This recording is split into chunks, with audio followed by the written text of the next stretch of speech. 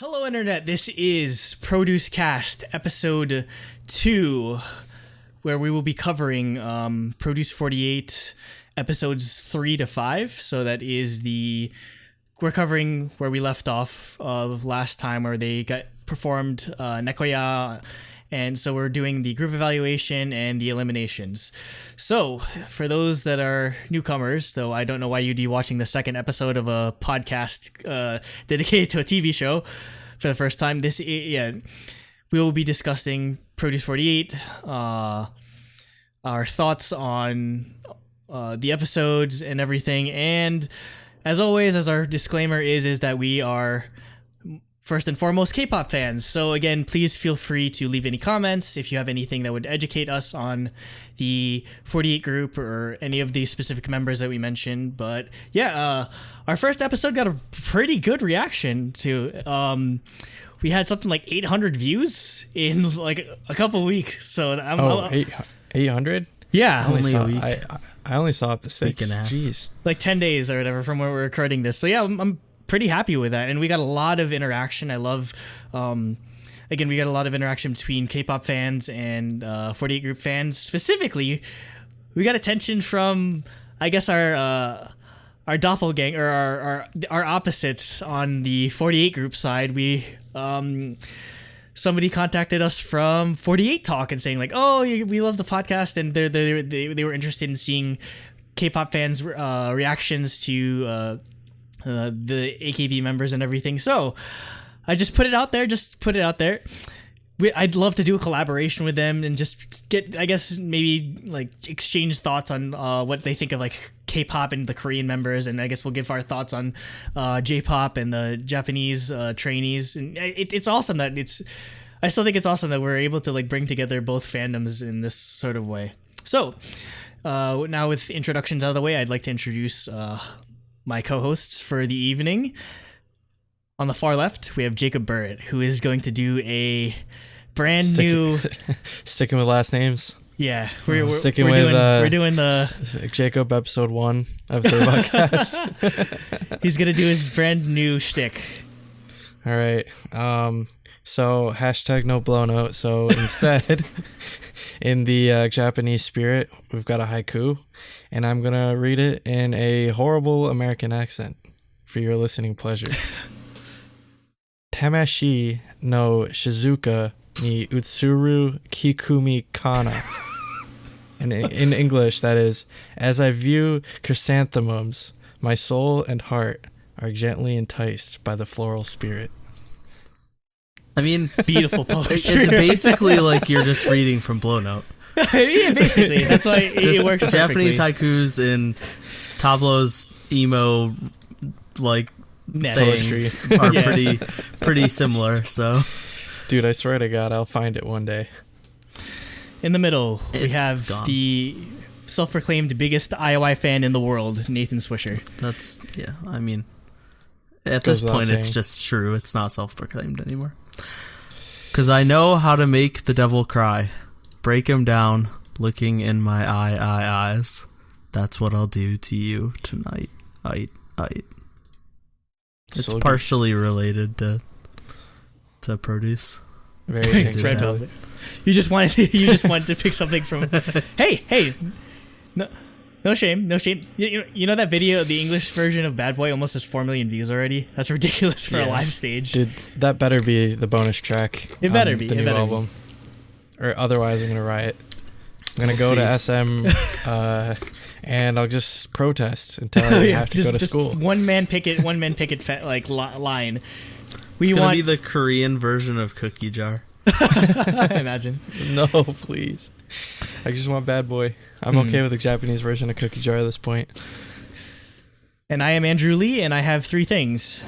Number 1, I found out that Jurina, aka my most favorite member probably at this point, was in Sugar Rush, which was the AKB48 song that happened to make it to the soundtrack of the first Wreck-It Ralph movie, which is completely random, but like Disney or Pixar or Disney has a I don't know, they just had like a thing going where like Cars 2 had a perfume song, and I don't know, they just like J-pop for some reason. But yeah, it was a weird. That's actually like hearing Sugar Rush is actually how I first got into AKB48. So yeah, it's pretty cool. I never knew that Journey was in there, and like the outfits were so different or weird. I guess that's why I didn't notice. Number 2, I found out the proper term for those that might be coming from a J-pop background. In K-pop, when we're talking about our favorite members, we use the term bias, or we say that we're standing someone, which comes from like Eminem and that sort of thing. We have a really old topic of our main show, the Daebak cast, about it. So in the AKB48 or group system, they use the term oshimen, which is sort of like a Japanese and Korean. They love their combining or shortening words. So it's I believe it's short for oshiteru member. So like basically they're just the member that they put their support towards. So it's pretty cool. So I'll try to use that in my lexicon from now on. And I'm probably just say bias. Oh no, I'm all in. I'm all in. If it's a Japanese member, or just saying right now, like my oshimen is Jurina. Like I'm so like at first it was Sakura, but I feel like Jurina just took over completely over the past couple of weeks. And lastly, I mean, I found out that Llama Girl, aka Kim Minju, was in Krisha Chu's the music video that came out earlier this year. You remember the one where it was like, I don't know, it was her and another girl, and like everyone was like, oh, they kind of shipped them together or whatever. It came out like that was Kim Minju this entire time. We never knew, because I was looking at her Twitter, like Kim Minju's Twitter feed, and it goes all the way back to like 2015 or whatever. And then there's just like a lot of pictures of her with Krisha Chu, and then I double checked the music video. Lo and behold, it's her. So I was just Krisha in Urban Works. Yes, she is. All right, that makes sense. They would make an awesome duo. I don't know if that's in the cards, but I'm down for that. Honestly, I wouldn't be surprised if they were supposed to be in a girl group together. That makes sense. That makes sense. They were just probably holding off until Krisha Chu gets more people to work with. So well, I think the reason that Krisha went so low is because she was so successful. And she was so popular. Didn't want to fizzle that out. So. Yeah, definitely. Yeah. Mm-hmm. But yeah, hopefully some of that rubs off on like the luck rubs off on Kim Minju post Produce 48. But with that out of the way, let's get to the actual review.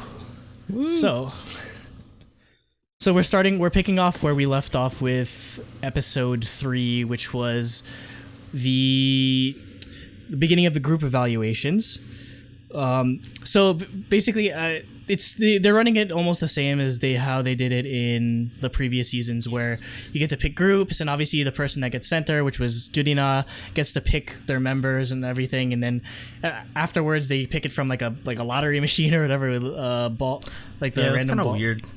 I don't know why they do. I don't know why they insist on doing that every year, honestly, though, because did they do that last year? Because they didn't do that in season 1. They did it last year. Pretty sure. God, I can't even remember how they did it in season 1. Now that I think about it, I thought it was just it might have all the A class. Yeah, people. It might have been season 1. It was definitely just all the A classes. It just so happened that there were enough A class members that they had each of their own teams. This time, ever since season 2, they've just been picking it at random. Well, I guess maybe no, I don't know. Maybe I don't know. I honestly can't remember. It so long ago. We'll watch that later. But yeah, so obviously Sakura, being the center, gets to pick all the good people. And so much like last season and the previous seasons, eight songs, 2 teams total. 1,000 vote benefit goes to the winning team. So that always ends up changing the results drastically, because you always get people that might not have done well getting hard carried with somebody, or with the 1K vote benefit, and some people that would have done well otherwise not making it into the final or past the eliminations because they didn't get the benefits. Yeah, it's always a risky thing. So with the songs, it's AOA's Short Hair, it was Red Velvet's Peekaboo, Love Whisper by G-Friend, Boombaya by Blackpink, AKB48's High Tension, No No No Very Very Very by IOI, And then there were 2 Japanese songs, which was Mamma Mia by Kara, the Japanese version, and then the Japanese version of like Ooh Ah by Twice. So just as overall thoughts on like the song pool, just in general, I thought it was pretty good. I mean, I thought the song pool is actually really strong. Like, couple songs I was not expecting at all, like Short Hair and Mamma Mia. Like, I wasn't expecting either of those songs. I would have expected maybe like a Wonder Girl song or an SNSD song in there, but we didn't get that. So that was kind of interesting. Mamma Mia, I did. I wasn't surprised at, because considering how they want to. Kara's popular in Japan. Kara's huge in Japan. I was surprised they did Mamma Mia. I thought they would have done one of Kara's Japanese songs. That's true. But maybe just give the Korean trainees something a little bit more familiar. Yeah. I figured if they did Kara, they'd do like Mister probably, because either do Mister or do like Jet Coaster Love or one of their more famous Japanese songs. Also, I was glad they did IOI, and I was also glad they did an AKB48 song as well. Yeah, that's important. Yeah. I feel like because you'd think, oh, maybe it's too much of a disadvantage, but most of the members that are here on Produce 48 weren't like very involved in that song necessarily. The only exceptions being the super famous one. Like when they were showing the clip of the live performance of High Tension, like everyone's like, oh, it's Sakura, oh, it's Jurina, oh, it's Judy. Like I'm pretty sure Jurina was like she was like the third like person like in the actual music video. So I just find it cool. Go ahead. Oh, I recently watched the music video for that song, and like immediately could pick out Jurina and Sakura and Miru, like immediately. So, because they're all like towards the front. Like I was looking for other members, but I couldn't really find any, because probably due to like not being showcased as much, and also maybe looking a little different. Because I actually thought it was kind of hard to find Sakura at first as well, because she had like her hair was way different. Her hair is so different like throughout the years. Sometimes it's been super long, sometimes it's been super short.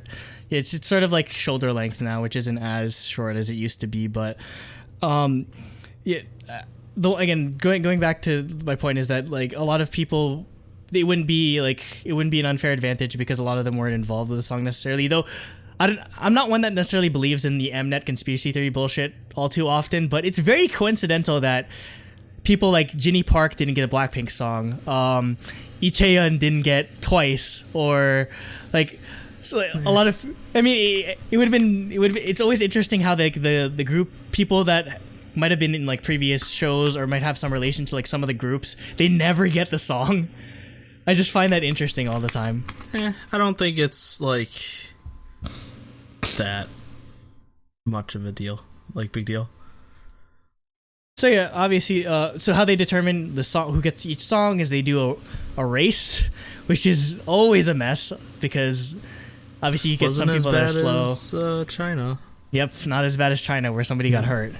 Yeah, and that's how I deal everyone. But so everyone was like scheming because like they said Yujin was like, oh, I do track, and then Jurina does track, and then Sakura did her own. But I have to call her out on this because she has a thing. She has a thing where at like they're like sports day festivals or on like variety TV, apparently she has a really bad running form, but in this she was completely fine. So like she got called out, and then apparently like she pretends to have bad running form just for variety or just to get more appeal to fans or whatever. It's like I looked at that clip you sent me of the running, and I was like, dude, that is so fake. There's no way you run like that. Like, as somebody who was like a runner in high school, like I was like, no, there's no one runs like that. Not even me. I was the worst of the worst when I started, and I didn't run like that. All right, so the first stage that went on was Love Whisper by G-Friend. I guess I want to just do general thoughts on each of the sort of performances, which group you preferred better or which group you thought did better, favorite members, that sort of thing. So with Love Whisper, just right off the bat, all you have to say, Yabuki Nako. That's all you need to know. Hard carry. Oh my god. Exactly. Again, and I was... Oh, good.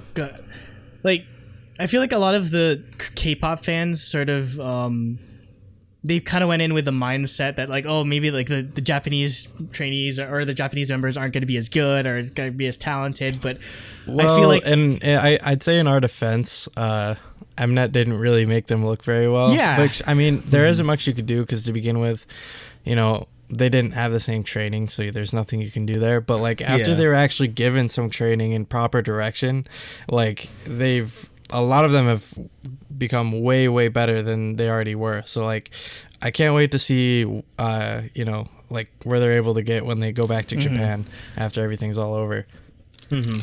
and also, again, there's a lot of videos and a lot of like people that have been like sort of commenting on like the sleeping giant that is where like all these Japanese members, where at first people might not think, oh, they're not as skilled, but when it comes to live performances, remember some of these people have been performing live in front of crowds for the past 5 to 6 years, so they have way more experience than any of the like Korean trainees when it comes to like how to work the crowd, how to appeal to the crowd, how to do like the facial expressions, how to like keep going, even if you make a mistake, like we covered in the last episode. So yeah, again, I feel like that's what these live performances are, where they really got to shine.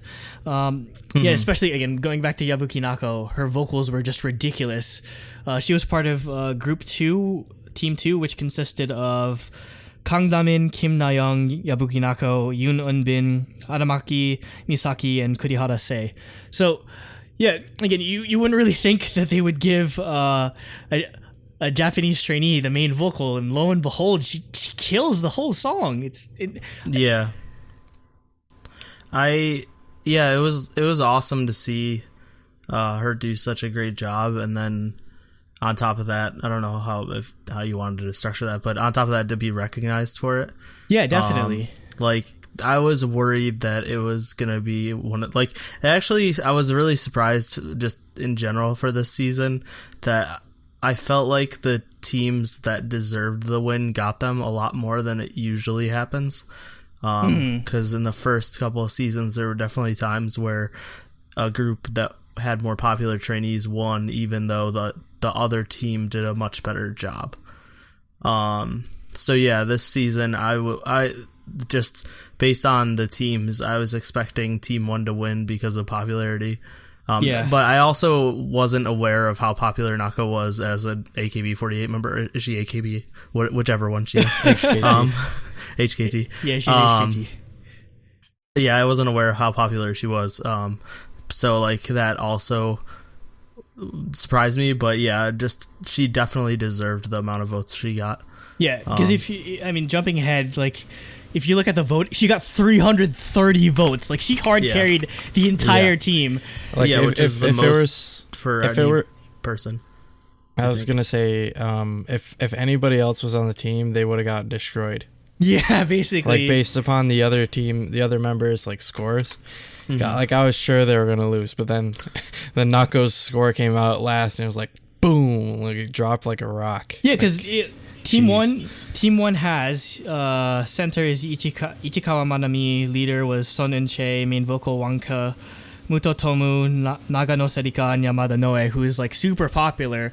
Again, so you have a lot of, and I feel like almost Team 1 fit the song visually a lot better as opposed to Team 2, but man, I feel like if it wasn't for Nako's vocals really hard carrying the song, I don't think they would have won, honestly. She carried so much of the vote.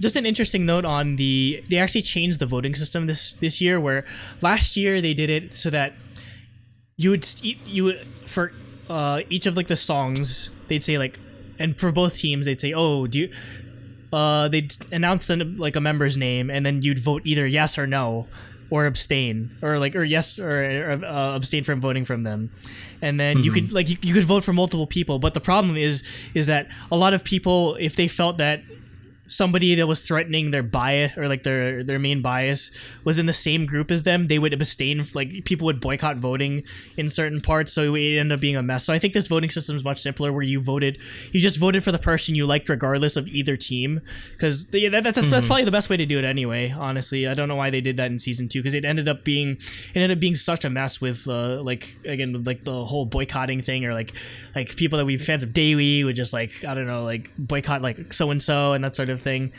Yeah, just made too much of a mess. Okay, sorry about that. Slight technical difficulties. Anyway, on to the second performance of the group evaluation, which was Peekaboo by Red Velvet. Group 1 was, center was Wang Yiren, leader was Baeyeon Young, main vocal Jung Gyuri, and sub vocals were Alex Christine, Lee Kaon, and Matsui Jorina. Team 2 had the center of Kim Yoo-bin, main vocal Hong Yeji, sub vocals were Kim Da-hye, Lee Yoo-jung, Shitao Miyu, and Katao Yuka. So the sort of narrative they tried to weave into this performance was the Gyuri high note. But I don't know, to me it just kind of felt like they overplayed it, that aspect of it.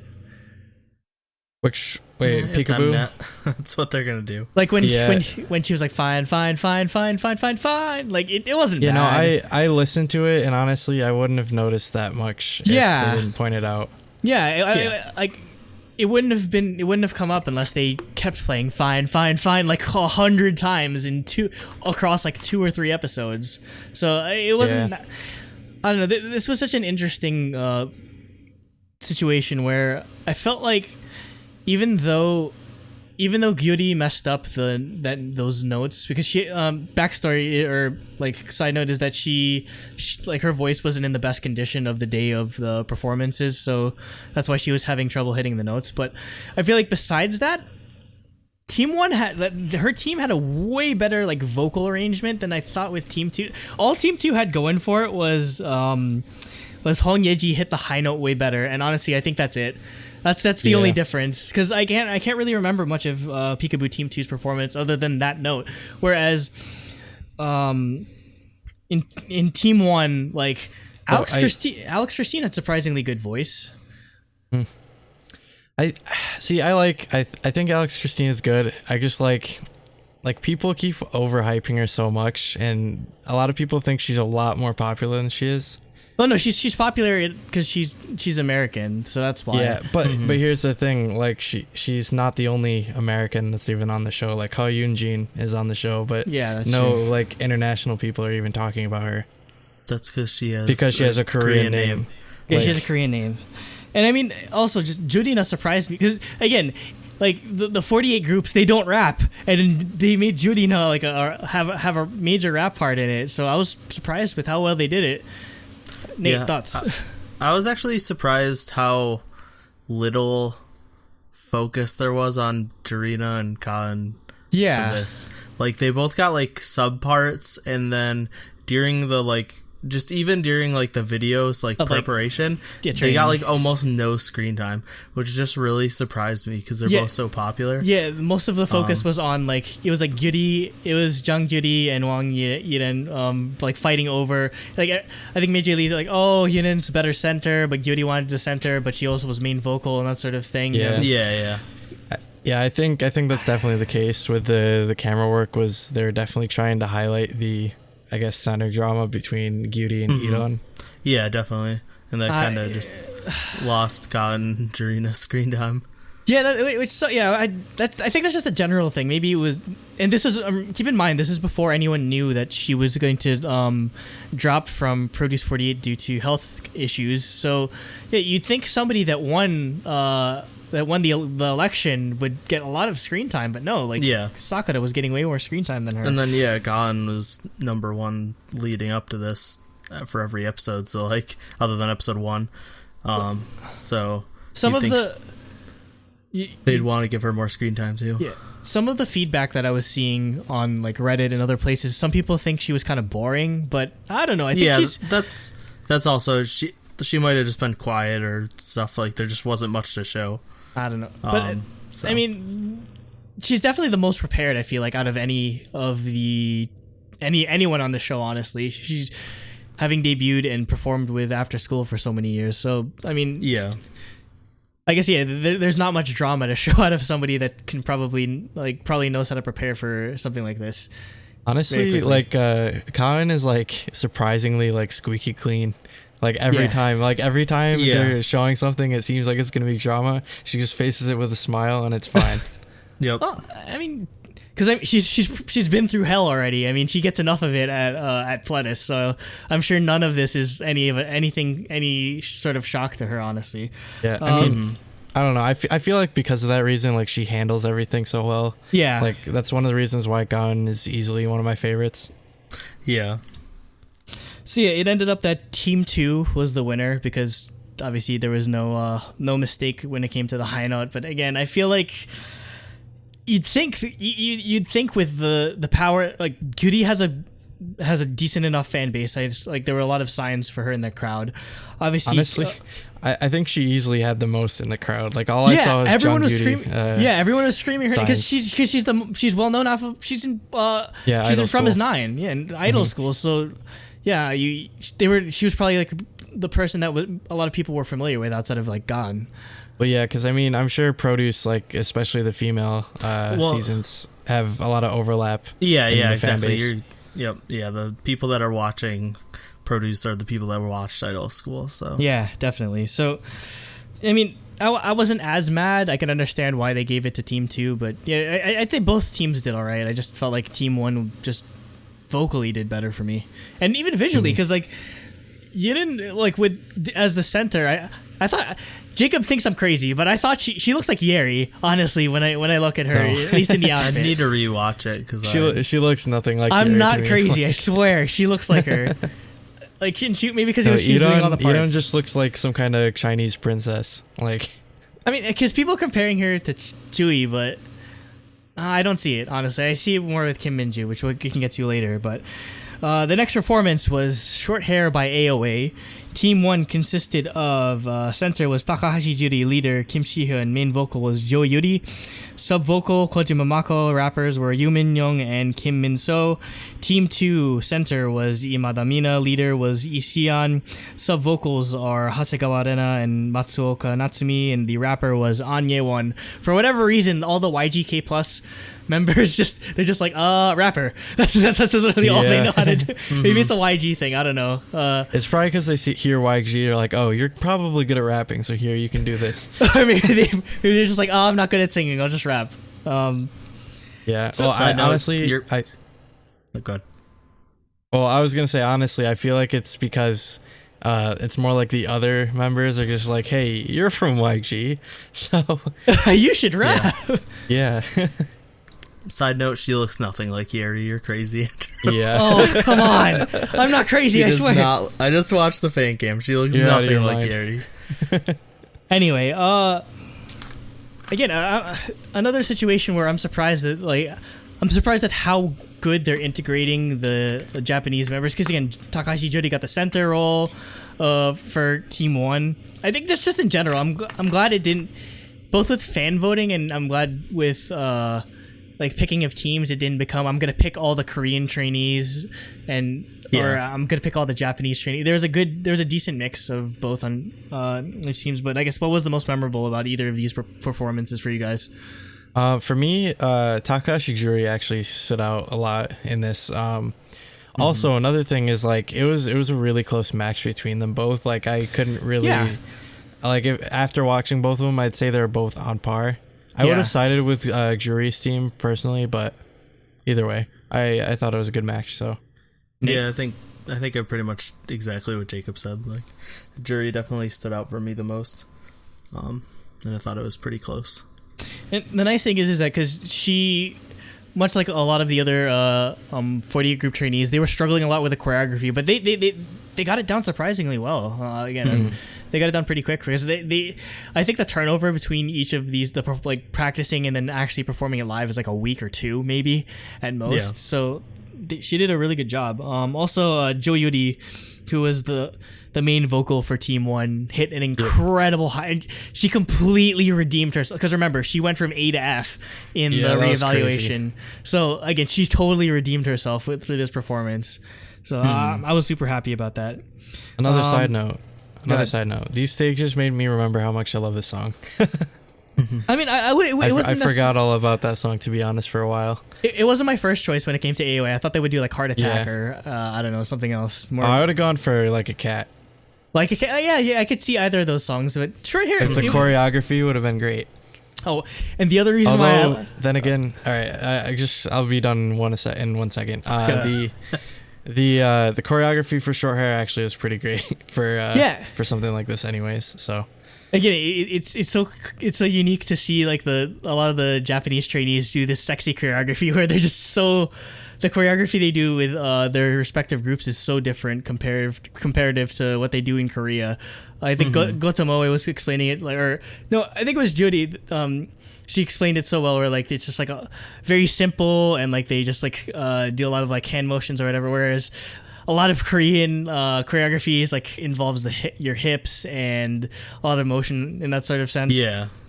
So it's foreign territory for them to some degree, but so I believe Team One basically. I don't think the members were even on this. So when one team has more members than the other, they do it by average. So yeah, Team One won, and for whatever reason, the only thing I was angry about.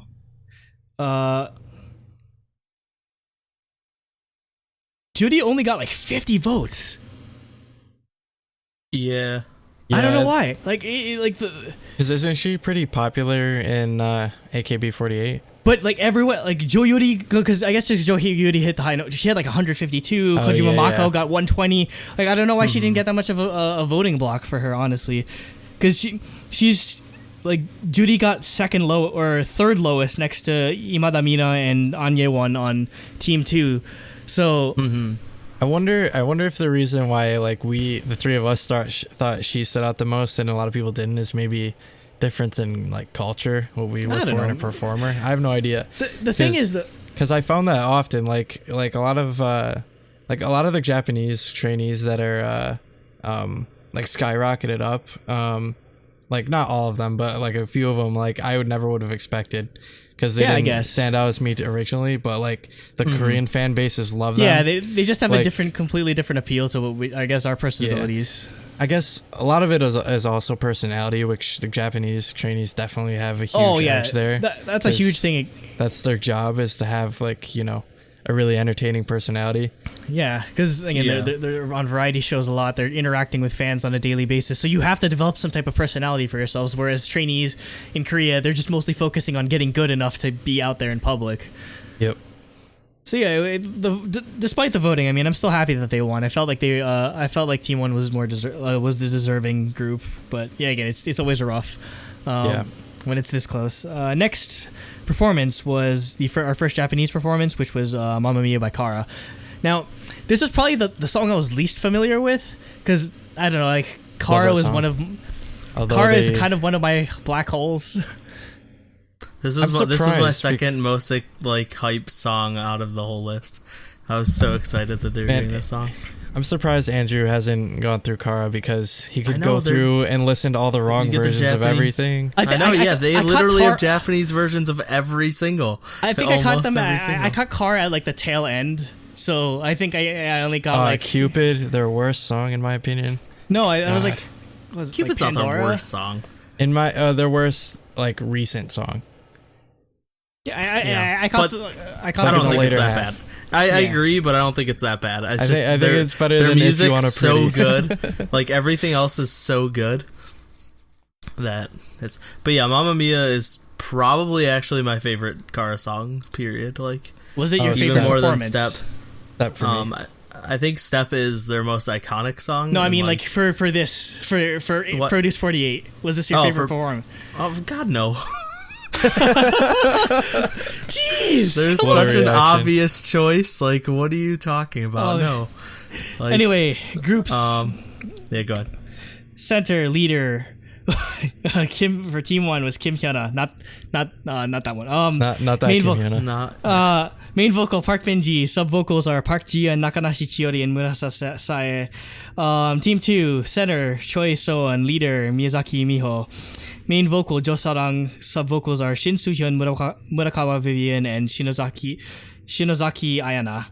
I think both teams were kind of even with each other. I'd say the only difference between the two was, I guess the sort of the high note when it's like "burn it up." I liked when Minji did it. Like, don't get me wrong, I thought Jo Sarang did a really good job singing like the main vocal part, but that just maybe you can't help but compare, but when she hits like the high note, she's like, "Burn it up!" She's like screaming. Yeah. That note. Yeah, Minji's was definitely better. I definitely thought for this one that the correct team won. Like in my opinion, like team one definitely stood out a lot more to me. I mean, I thought they both did great, but yeah, I definitely agreed with the winners. Jacob. Yes. He's like super dark too. Whatever he was looking at was a black screen, so you can't see any lighting, and then he just clicks off of it. And says full yes. disclosure, I got distracted by Discord. Don't look at Discord. I can't have Discord open when we're recording. That's basically what I'm looking at if my screen turns black. Yeah. All right, can you fill me back in? Sorry, viewers. Kara. Sorry, viewers. Mamma Mia.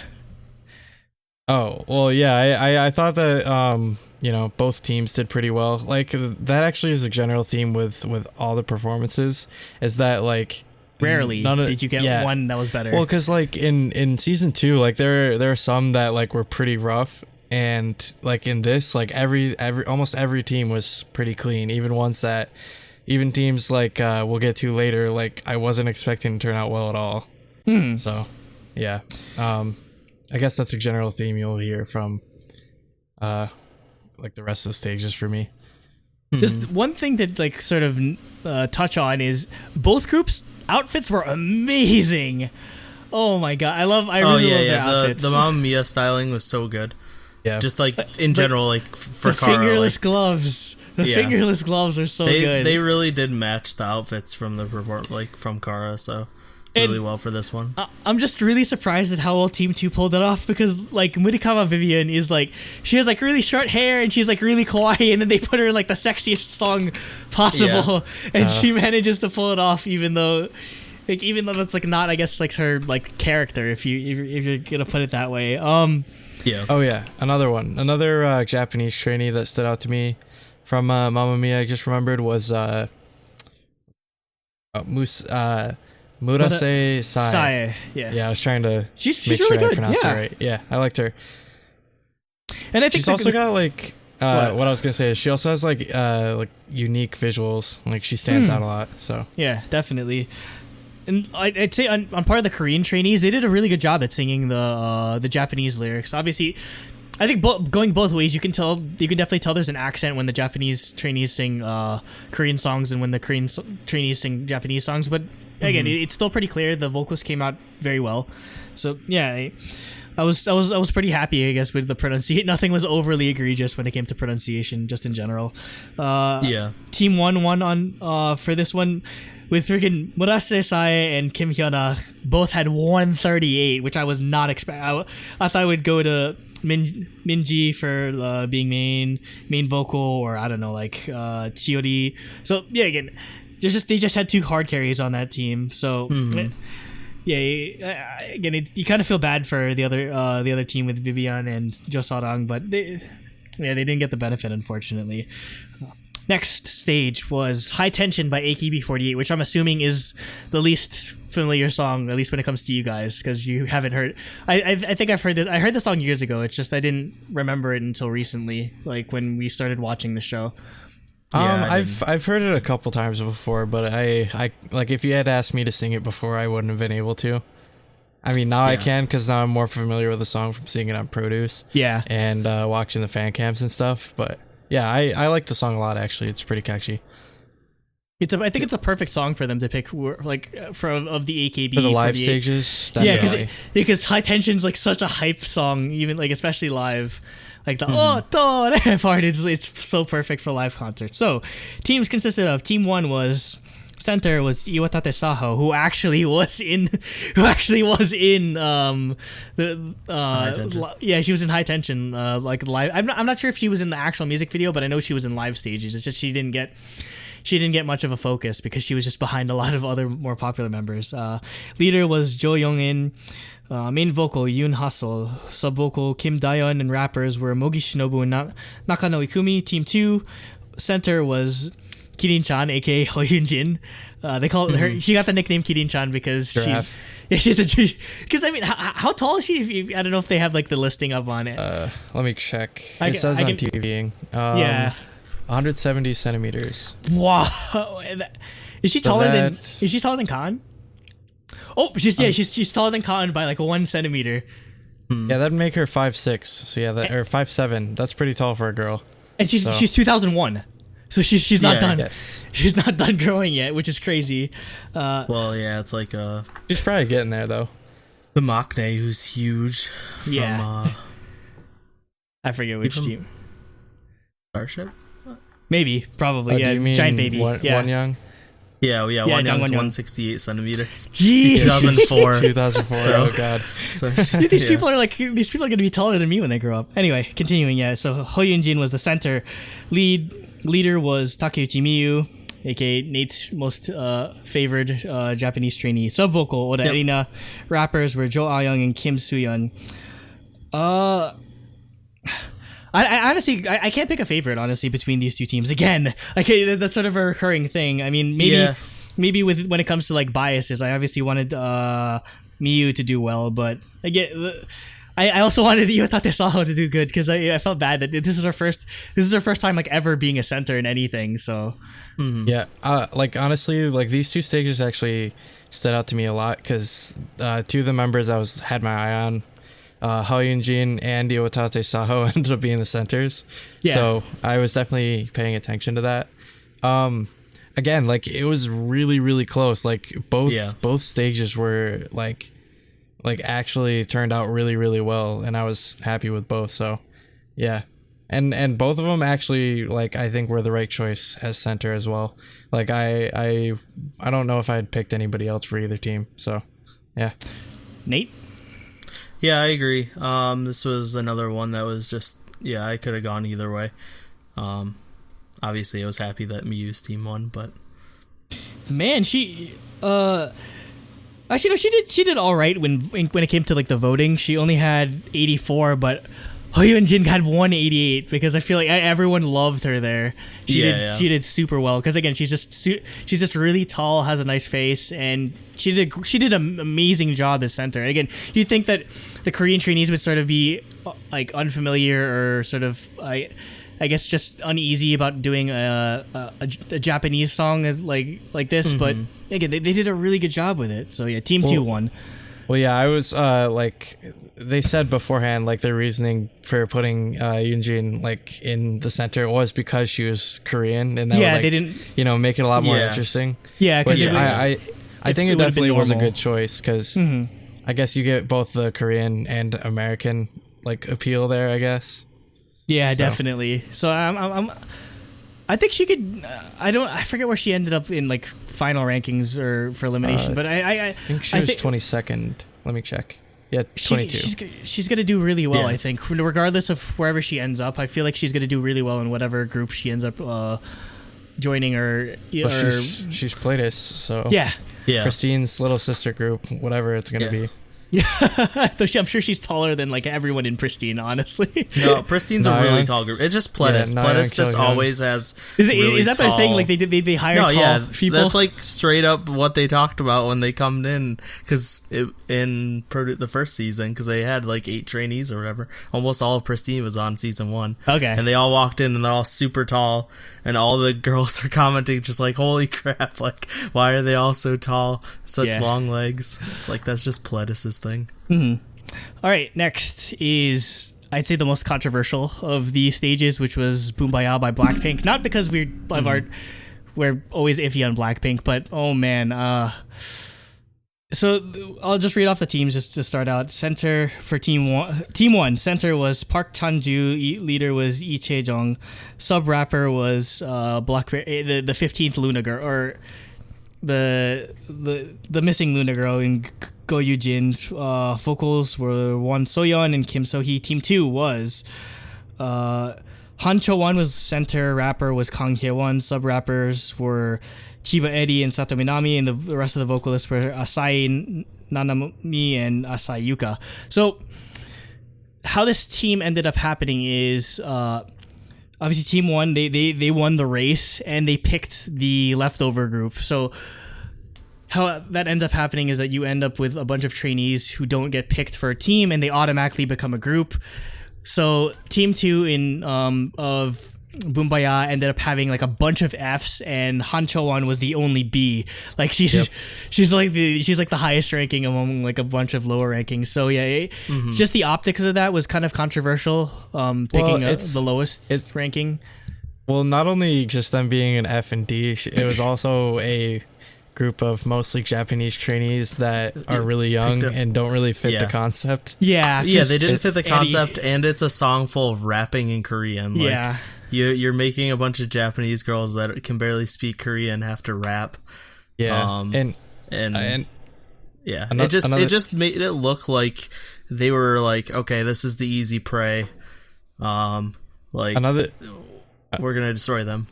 Another thing from before that was like they were saying like, all right, we'll take anything but Bumbaya, and then that's what they got stuck with. Oh man, yeah. And then on top of that, the team that got Bumbaya was a team that was entirely Koreans. So like that the optic of that as well. Whoever was the leader that picked that team, like clearly went out of her way to only pick Korean members. So like that didn't look good either. I know it sort of was controversial, but I don't blame them. Honestly, that's how you play. That's how you play the game. I mean, you're in Produce to win and debut, so like whatever it takes. Honestly, jokes on her. It didn't work. Problem is, I think it worked negatively. Yeah, it definitely did. There was a huge amount of backlash. Like we were talking about this morning. Team 1 Bumbaya's YouTube video has 15,000 dislikes in comparison to 30,000 likes on the video. So yeah, it definitely played into it. Though, I mean, now that we know all of that, I mean, obviously that makes sense, but I wonder how, I mean, spoilers, Team 2 won, like, on the on-site voting. I wonder how that worked, honestly, because, like, just, like, honest to God, nobody can objectively say that Team 2 did better, like, as like vocally or like visually than Team 1 did. Honestly, you can't say that, and like, I will debate that till the end of time, because like when you have, like, don't get me wrong, I don't hate Chiba Eddie or anything, but like when you have her rapping, and again I understand there's the language barrier, but man, it was really subpar. I'd say this, like, Team 2 of Bumbaya might be the worst performance of the entire show or of the entire group evaluation. Though they that being said, they did much better than I thought they were going to. Yeah, it wasn't like hot garbage or whatever. But. Well, because in the very first like evaluation, Choan did not do very good. These like the awkward twerking. She's stuck with a bunch of like, F's and D's, and it was looking pretty bleak. And like, Chiba 80 having to rap when she's like 14 years old and she's Japanese, like, and she doesn't. She's never rapped before. It's very like, I don't know, just throwing them in, not even into the deep end, just straight into the middle of the ocean. Yeah, like that kind of thing, So, and I mean, all credit goes to Choan, right? Well, yeah, definitely. She had to lead everyone. Like throughout it, like a lot of the girls wanted to just give up and go home. Like. And she, eventually got it together to, Yeah, if it wasn't for Han Cho-won's leadership, I don't think they would have done as well as they did. Not at all. Yeah, I'm really happy with how well, but she got screwed on votes though. She only got 42. Asai Nanami got 144. And on Team 1, Go Yujin got 198. Again, I'm surprised at how well she's being received in Korea. I didn't think, because with Blockberry being sort of, I guess, unknown to Korea, I wouldn't think that she'd do that well. But man, she's pretty talented too, so it's deserved. I don't know. Among like Produce fans are Idol fans, so I bet they do know who Luna is. So, but again, there's maybe the general Korean population might not be as familiar with her, which is why she didn't do as well when it came to like actual like online voting, but But when it came to like the on-site vote, I mean she did a really good job. Like, I mean, this is probably the perfect sort of song for her too, just where it has like rapping. It's like a really like girl crush type of concept. Again, this is if she ever ends up joining Luna, this is definitely the thing that they have to lean into when it comes to Goyujin, because it's like I said, it's the perfect concept for her. Yeah. All right, so next after this is the Japanese version of like Ua by Twice. Yep. What is it? What is it in Japanese? If it's uahage, I don't know. It might just. That's true. They did say uahage. Still, yeah. That's But true. I mean, what does uahage mean? Like the like hage. ua. Oh, that's the actual like Japan or the Korean translation. Hage makes it Hage just into means- an adverb. Oh, Like okay. ly basically. Yeah. So they just kept Uali. it. Like nobody's Yeah, gonna call exactly. it that though. Yeah.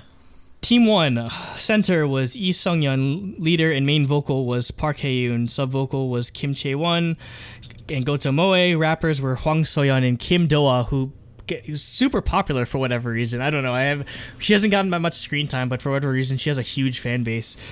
Team 2, center and leader was Park So-young, main vocal Lee Ha-eun, aka Chunga's like successor. Baby Chunga. Baby Chunga. Sub vocals were Jo Ga-hyun and Nike Kokoro. Rappers were Jinny Park, aka the missing member of Blackpink, and Choi Yun-so, the other YGK Plus member, picking another rap part, of course. Okay, thoughts on this performance? Again, it's another Japanese performance, so it was pretty cool to see how well they did. Oh, Doa's popular because she looks like she's the one that looks like. Oh Sohei. yeah, she looks like Sohei. What? And honestly, that's the only reason I know her for. I don't really remember if she's good at singing or not. Honestly. Well, I didn't even remember her name. I had to look her up in the ranking list, and I was like, "Who is that? Why is she popular?" Oh, she's the one that looks like Sohei. Yeah. Okay, that makes sense. Jacob. Yeah, so we have Korean Sohei and Japanese Sohei. Because I think Chiba 80 looks a lot like her as well. Yeah, she's basically so, and she got the line. She got the line too. Yeah, so. yeah. You're Sohei this season. It's like, dang. Yeah. That's cold. So for this performance, I think it turned out well, but like seeing like the behind the scenes stuff from before, like the stuff going on, like the friction between Park So-young and Lee Ha-eun was getting really annoying to me. Yeah, I was I like, agree. just either let the leader lead or change the leader. Yeah. I mean, because for like being so young, she's definitely like she's very like proactive. Yeah, that was the problem. Like, it wasn't. It felt like it was because So Young wasn't actually leading. She didn't do that. She good of a wasn't job, honestly. confident as a leader, and Han is really good. Yeah, So she was teaching everyone the was- choreography, and then they were kind of Yeah. like conflicting when it came to like who would listen and that sort of thing. Yeah, so. yeah. I'm glad that they ended up resolving it in the end, but Yeah. like, I feel like if they hadn't, then the stage would have completely fell apart, and then when people saw that on TV, they'd have been like, oh my god, and then they would have dropped. But they saved themselves, and honestly, I feel like they're probably aware of this, so that's probably they're like, well, nobody likes to see cat fights. In Korea, that is. Yeah, because Like, that doesn't destroys fly. your vote. Yeah, anyone like because I remember specifically there was somebody, I think it was Iwoo-jin when he from season 2. There was one point when he was sick and he's like, "Oh, I can't sing that well," and then afterwards he got better and his voice was doing really good. And somebody on his team said on camera, like to the interview, he's like, "Oh, he's definitely faking it or whatever." Oh, that tanked his voting. Yeah. So much because they don't like internal strife or jealousy or being like really like petty about things like that. They did a good job of squashing the beef immediately. Nate. Yeah, I agree with pretty much what we've been saying. Like, it in terms of the songs, like I felt like these two probably were the least memorable to me. Like, just this really competition of the two songs. Nothing like I remember all that drama and stuff, but for the performances themselves, like nothing really stood out to me. In either side. This actually might be one of my favorites because I love the story. Or I believe this performance is what sold me on Gotomoe because you saw at the beginning or you saw in the behind the scenes that she was just like. It was funny because she's like, I don't know how to like move my hips, and like she didn't. Oh know. yeah. Yeah, she was like really bad at dancing. Haeyoon, like, speaking of like the leadership problems on the other team, this team had like easily, in my opinion, the best leader out of any of the teams. Oh my god, like, she did so good. Park Hae-yoon, like, she is really good. She's also a really great vocalist, and honestly, I think she's like criminally underrated on this show. Yeah, no, she's like, only at like 43rd. And her final vote, she only ended up with like 50. You often run into that in Produce, where the on-site voting, they don't see any of this backstory. So the leader that helps somebody get better, the person that gets better gets way more votes and way more popularity than the actual leader who took the time. But you'd hope that like seeing them help their teammates would help with online voting, but it doesn't always work that way, unfortunately. But anyway, getting back to Gotomoe, again, she sort of like had a breakdown where like she was getting criticized by the teachers because she was too fast when on her verses and everything, and she said it was a problem dating back even when she was in AKB48. So yeah, she's like, I was always a beat too early. Yeah, and then I just loved how much effort and that she put into working on that, where even she went to back to Japan because she had like a stage or like work to do, and she'd send like files or like videos of her practicing the choreography even though she was away. Like you could definitely tell this team like gelled together way easier than the other team did, and I was really happy to see that. And also, like, honestly, good. Like, full credit to Haeyoon there, like, for real. Like, I really think she was a great leader. So I hope she at least gains some ranks. Like, I don't think she's definitely not gonna make it in, but you know, I hope she at least climbs up a little. Yeah, because I want to see more from her. But yeah, and also I think when it comes to teams, I think I like Team 1 better because mostly because Moe, but I think she deserves it because her performance was amazing. Like, she got to do like the cutesy Sana parts, and then she did like the funny like way like over dramatic like jump or whatever, like the pyeon part, which is really funny. Like they had a lot of stage presence, which was really good. So I was happy with both teams, honestly. The only thing I'd sort of criticize when it comes to Team 2 is the first rap. They just rapped it straight. They didn't do like because you know how like they kind of do like cutesy or like singing a bit. Yeah. That really bothered me. But other than that, I think both teams are pretty solid. So yeah, Team 1 won that by a mile because Gotomoe got 172 votes. Again, it's a sort of situation where like they're not doing good at first, and then bam, they get hard carried, and or they hard carry their team to the victory. So. Yeah, I still think that Team 1 did the better job, in my opinion, though. Again, like, I might be biased because I've said I like Haeyoon, but like the reason I like her is because of her work with like putting together this performance. So yeah. And last but not least, we get Avengers. Opposite of not least. Yeah. We get the Civil War, basically. It's just like all these super good trainees against each other. Team 1 was center Jang Won-young, leader was Nagao, and main vocal was Choi Yena. Sub vocals were Shiro Mamiru, Honda Hitomi, and rapper was An Yujin, aka Nate's ultimate. The Kang Mina of this season got the rapping part, and very, very, very. Yep. And Team 2 was the center was Kim Cho-yeon, but we'll get to that. Leader was Kwon Eun-bi. Main vocal was Lee Chae-yeon, aka the missing member of Twice. Sub vocals were Miyawaki Sakura and Motomoto Airi, and Kim Min-ju, aka Llama Girl, got the rapping part.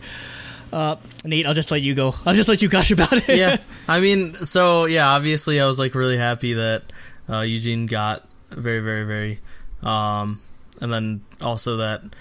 I was scared that because Sakura got picked last, obviously, because they had no choice. They had to go against Sakura's team. Nobody's gonna pick her team because there's a lot of firepower. Yeah, Sakura's team didn't win a race, so they had to get picked for a song. Yeah, obviously nobody wanted to go against them, and so Eugene had to pick them.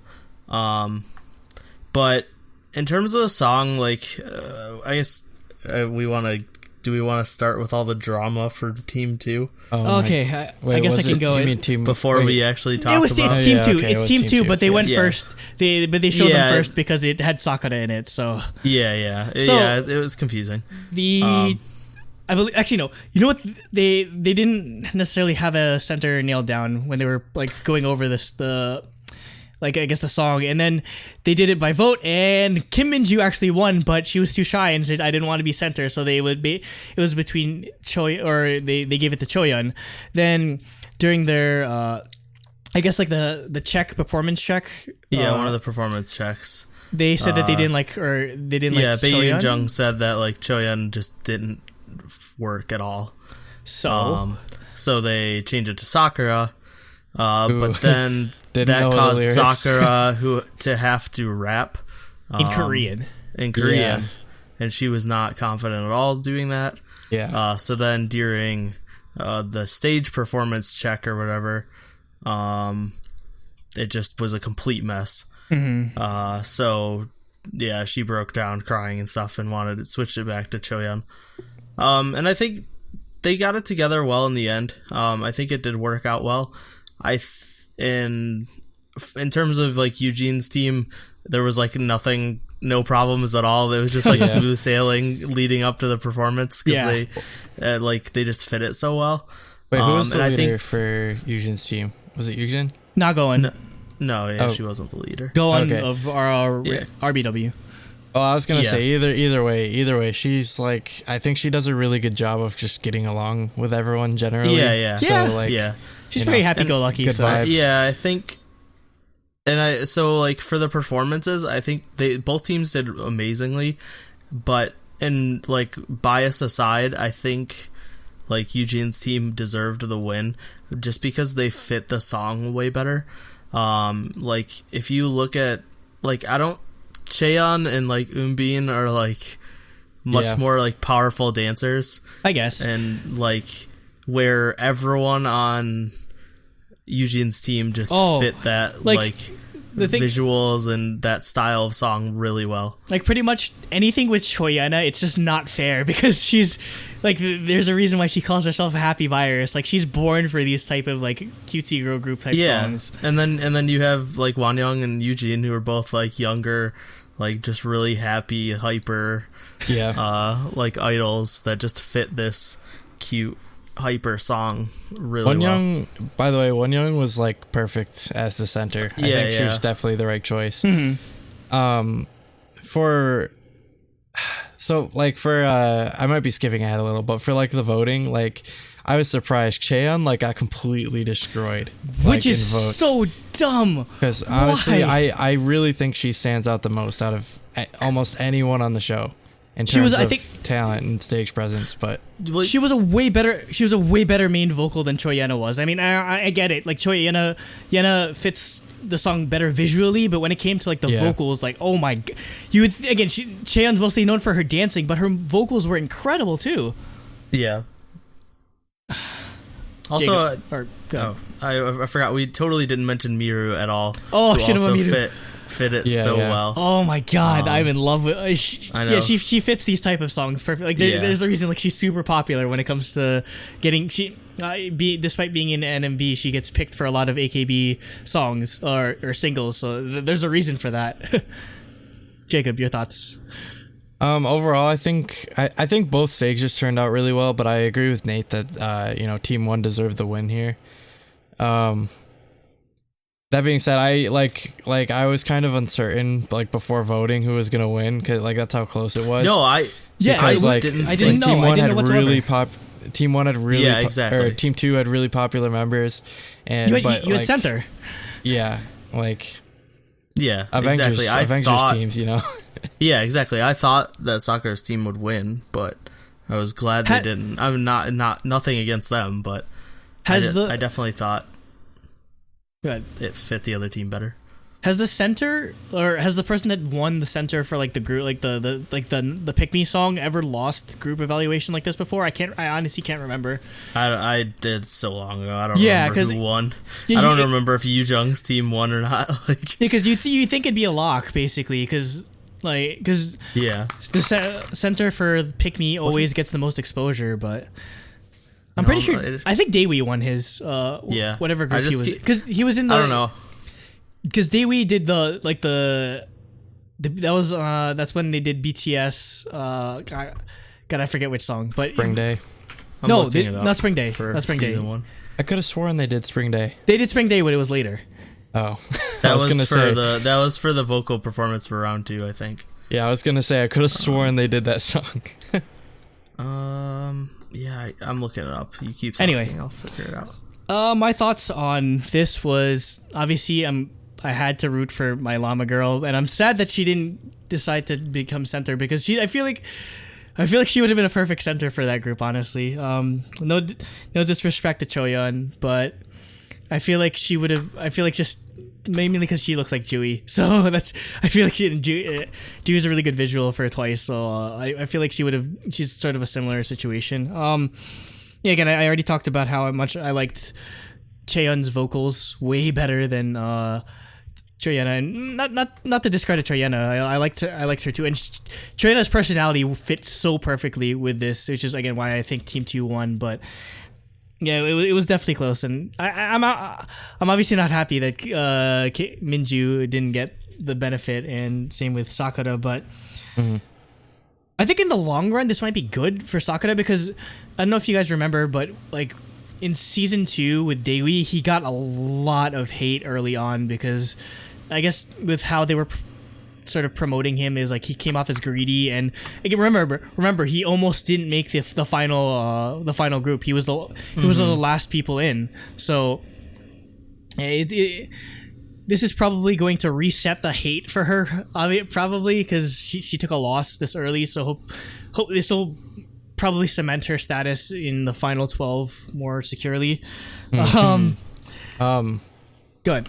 One other thing I guess related to like rankings and stuff is like with Chan getting like almost no votes, and on top of that not getting the like 1,000 vote advantage. Yeah, I was really like worried like that she was gonna get cut, like, and I was gonna be pissed. Yeah, that would have been a travesty considering. Imagine her going on like all 2 variety shows and just getting cut like that early. Oh, yeah, or like her survival shows rather. Yu Jung's team did not win. Oh, they didn't win. No. Oh, okay. She was in Hot Issue, which is funny to me. Oh. Okay. But yeah, the other team had like a really good rapper that really charismatic rapper that fit Hot Issue way better. So she got 180 votes. So yeah, team 1-1. Despite Sakura getting 164 votes, obviously because she's the center of Nekoya, so she hard carried. Shiroma Miru hard carried for Team 1, surprisingly. She was the only one in triple digits on her team. But yeah everyone else had a lot of votes, which is why they everyone was like close to 100, but no one broke it by her. Yeah. And I mean, I think shoutouts has to go to Nago, and not necessarily just because of like her performance, but man, like with she basically dressed up as Changa from like the music video. She had like the buns and like the glitter. That was perfect. Makeup and outfits for her, and I'm definitely starting to like her again. I'm not as familiar with the RBW as I should be, but she's definitely really talented. All right, so at the end they sort of showed the rankings without the benefit, which obviously didn't end up mattering, but I think it was like Nako and then Goyu Jin were 1, 2, and Hoyun Jin was 3. But then when they added the 1,000 vote benefit at the end, like Goyu Jin went from like 2 to 40 something. So yeah, the 1,000 vote benefit really matters. Okay, I want to get into the filler videos a bit before we get into the eliminations. So they did the. I'm glad they didn't do the weight check because I feel like that's kind of stupid. From season 1. But they did get they did get to do the exercise like, sort of fitness the fitness class thing, which I think was the. Oh, I was going to say, I think it was Eunbi who was like, I saw season 1. I'm not going to get out there late. I'm just going to go now. Oh, yeah, she was prepared. Change or anything. And then everyone like showed up. They're like, Army. Because she had like Korean Army t-shirt on. Yeah. And then the camera people were like, is she one of the staff? Why is she here so She was so early that nobody thought she was an actual trainee. Soyu was the fitness instructor this time around because oh my god, Soyu is like a super health nut basically. I think Okay, no, it was Shitao Miu. Like her interview, she's like she fell in love with Soyu's butt. Yeah, I remember that. That's an amazing comment. Yeah, that was pretty funny. So obviously, people like Wang Yiden stood out because she's incredibly flexible because she's probably a gymnast back in China or something like that. So yeah. Meanwhile, like Shiruma Miru couldn't stretch, or some people like couldn't hold the plank or whatever. It was a pretty funny. So you literally like sat on her back, is like, let's get down, screaming. That'd be me if I tried to stretch. Yeah, she was like screaming, and so he's like, I didn't even like put any pressure on her. After that, they Somi and Chunga made a surprise appearance for the dancing queen competition. So yeah, how this works is like it's by class, so they'll usually narrow it down to like a couple people, and then whoever wins their entire class gets a gift at the end. And I did not expect Gotomoe to win the dance competition with all these amazing dancers like Cheon and like even Kaon's a good dancer too. Yeah, Baby Chunga, I always forget her name. Yeah, Heian. Because she's just. It's so clear that she learned from the same people as Chunga. Yeah. It's ridiculous. Yeah, like everything about her is just like so. It's almost identical. It's pretty funny. Yeah, exactly. So you had a lot of really good dancers show up, and then like Jurina came out because like she's a pretty good dancer for the Japanese trainees. Miyu came out, even though I don't know if she knows how to dance that well. Yamada Noe, obviously she has to do weird stuff because she's Yamada Noe. And then even at one point, freaking Somi came out. I think it was for Celeb 5. Yeah, it was for Celeb 5, yeah. Somi was like, screw it, I want to have fun. Just went out on stage. I'm sad Chunga didn't do anything with Heian. I mean, like that's your junior right there. You have to help her out. Come on, you have to. Yeah. She cheered her on. Yeah. But she didn't like go up there or anything, yeah.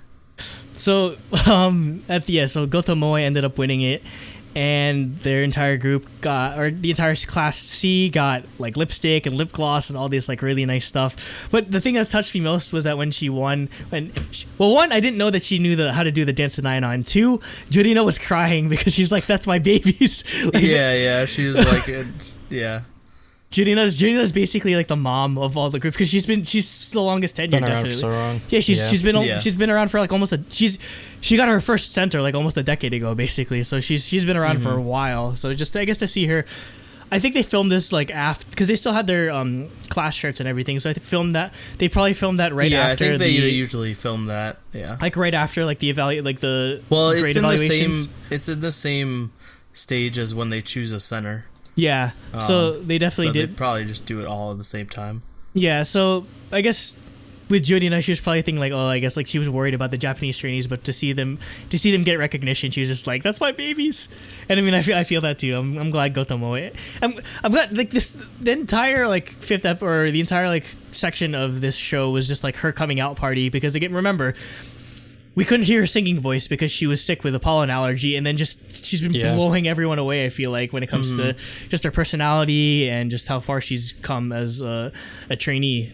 Honestly, I feel like that might have actually played to her advantage because definitely she got the sympathy. People were anticipating seeing what she was like. Yeah, and she's had several moments so far where she stood out a lot and gotten a lot of attention. So I think Gotomoe is definitely going to be a lock in the final group. Like I can't see her getting out unless she does nothing from now on. I don't know. I doubt. That's the thing. You're always scared that they might peak too early and then drop out slowly because some other people peak at the right time. But I'm crossing my fingers that she stays in because she might be. Of the remaining trainees, she might be my favorite now, just because I loved her. I love seeing her like grow or blossom. The next filler video or intermission part was the like headphone challenge, or I forget what the official name for it was. Was it next scaring people? No, that came after actually. Oh, that's after. Okay. So the headphone challenge. Headphone thing it's so basically perfect. the telephone game, but it's honestly it's my favorite variety show game. Period. Yeah. And no, it's so funny. It's so funny, especially because again, it plays into the fact that there's Korean and Japanese trainees. This one was even worse. Yeah, so they'd be like. I think they were the one with Cheon. Like she kept getting it wrong every time. Cheon was so bad at it. So Nako! bad. Yeah. Sakura was trying to especially when they were doing like Japanese stuff to her, she was getting everything wrong. Yeah. But yeah, the other one was I think they were saying something for like come here or whatever, but I think it was a Japanese trainee that kept saying, oh no, Nakanashi Chiyori. Nakanashi Chiyori kept saying ryori, which is cooking in Japanese because it sounded like a yori. Yori. She said it like twice, Yeah, but I love Nakanashi Chiyori. Like I was watching some of the She's AK really Bingo. funny. Oh, she's really funny on AK Bingo. Like she always ends up having to eat like the disgusting food, like the cicada or the I don't know, like the cricket or something like that. She's super funny. I'm glad she's sticking around, and I hope she gets to show more of that. What else was there? Like Kanpai, Koneko. Somebody was saying Watashi wa genki desu, but Cheon kept thinking that she was saying Sakura was Sakura wa genki desu. She was so confident when she said it too, and it was always wrong. That was funny. After that, they picked visual center. So yeah, they just pick whoever they think is the prettiest member. So they just get to gush on about who the prettiest is. Yeah, they do like top 10 based on votes. Top 10 top 11 was Kaon, Kim Min-so. It was funny because Wonka, when she was talking about how she was voting for Kim Min-so, it's like, oh, we promised we'd vote for each other, and then Kim Min-so was like, I voted for Kim Min-ju instead. She's just like the look on her, the look on Wonka's face is like betrayed. Press F to pay respects. Ninth is Shiroma Miru. 8 Konan B. She got a comment that she looks like Irene, which I totally see that. Yeah, I said that definitely. like the first episode she popped out. I was like, oh, this girl kind of looks like Irene. That's gonna work in her favor so well. 7th, Sakura was only 7th, which was crazy because again, you think she's super pretty. I'm surprised she wouldn't have gotten picked as visual center. 6th, Kim Chae-won. 5th is On Yujin, only 5th. I know Nate's not happy with that because she's probably number 1 in everything. 4 is Jang No, Won-young. I agree with who got number 1. Okay. 3 is Kirin-chan, Ho Yun-jin. 2nd is Llama Girl, Kim Min-ju, and number 1 is Wang Yiden. I would have personal bias, obviously. I would have picked Min-ju over Yiden, but they both look like Jui, so that's why everyone kept voting for them, basically. So yeah, I think it's also for me at least. I don't know. I feel like this is just my maybe slightly sexist opinion, I guess, is I feel like girls like have a different concept of what they think is like the most pretty. Yeah, I mean, than guys do. Because like for me, I picked completely different people. I like I mentioned earlier. I think Iwatate Saho and Ho Yun-jin are really really pretty for me. So I guess because like probably who I would have picked. Saho. Well, because Saho is like more Saho. cutesy. Saho's more cutesy than like really pretty. Because like if you look at Yiden and Min-ju and Yunjin, I don't know. They're really pretty. I think for me, I'm just not like, I don't know, over. I mean, I guess I'm just over the whole like perfect Super and pretty. pristine. Like, Well, I mean that's Korea. That's Korea in a nutshell. That's kind of the person that they're attracted to. Yeah, definitely. And finally, again, back into focus. The best game the best thing was the scary time where. Did they do this in season 1 or no? Yeah, they've done this every season. Yeah, so basically the concept of it is like they try to trick them into like doing like something, like in this case it was like a makeup tutorial, and then somebody like scares them behind the mirror. the mirror, yeah. The mirror just drops. The thing I liked about this in comparison to season 2 was that everyone kept like, they were just like, okay, now that you're done, now that you're in on the joke, they just dressed up in like ugly makeup and like scary masks and everything. They were just scaring everyone else. Yep. It was really I funny. loved that Honky started it. And then which was great. And then later on he got scared himself because of the snake thing. Like he knew the snake was coming. Yeah, out he of, knew it was there, and it still scared the shit out of him. He died. Well, he didn't expect it to bounce back at him. I don't think. Yeah, he got hit with it. So yeah. Oh man, that was amazing. That's the funniest like recurring segment in Produce, because it's just scaring people. I guess is just really funny in general. Mm-hmm. All right, elimination time. 1 to 58 survives. and they filmed this like directly after the fourth episode airs. So you often get people who either change their hair or like they do something different. Like freaking Khan came in with long ass hair compared to what she had before. She had extensions. It had to have been extensions. There's no way it's not. Yeah, there's no way she could have grown it that fast. Yujin cut her hair shorter, which I did not like, honestly. I loved her like kind of past the shoulder length hair. Like I feel like she cut it way too short for the eliminations. I feel like a lot of people cut their hair short. I don't know, they just want to. The thing is, that if everyone cuts their hair short, everyone looks the same. But I mean, I guess want there's to look not that different, many but ended up like getting the same thing. Looking the same, yeah. All right, so the vote. Go ahead. Oh, what I was gonna say is I actually like Yujin with short hair. I think she looks good, but no, I still like the longer one. I think it works either way though. So, yeah. On Yujin fanboy, what was your thoughts on her hair? I don't know. I can't decide. It doesn't matter. It doesn't matter at all. You just want her in the top 11, top 12. She's top two. She's a lock. She's a lock. There's no way she's not making it. No, I mean that's what we thought about. Remember, that's what we thought about Kim Samuel. Yeah, but he wasn't ever number 2. No, he was. He was number 2. Was he 2? Yeah, he was number 2 in the first after like the first or second elimination, I believe. I can check. I don't know. Yujin's got that Sejong going where she's been straight 2 nonstop the whole show. So yeah. I don't think she's losing anytime soon. I don't think. And just in general, before we get into like the actual rankings, I feel like it's gonna be less volatile than season 2 was just ridiculous when it came to like how often it changed. But I feel like we're gonna get more consistent top 12 when it comes to the season.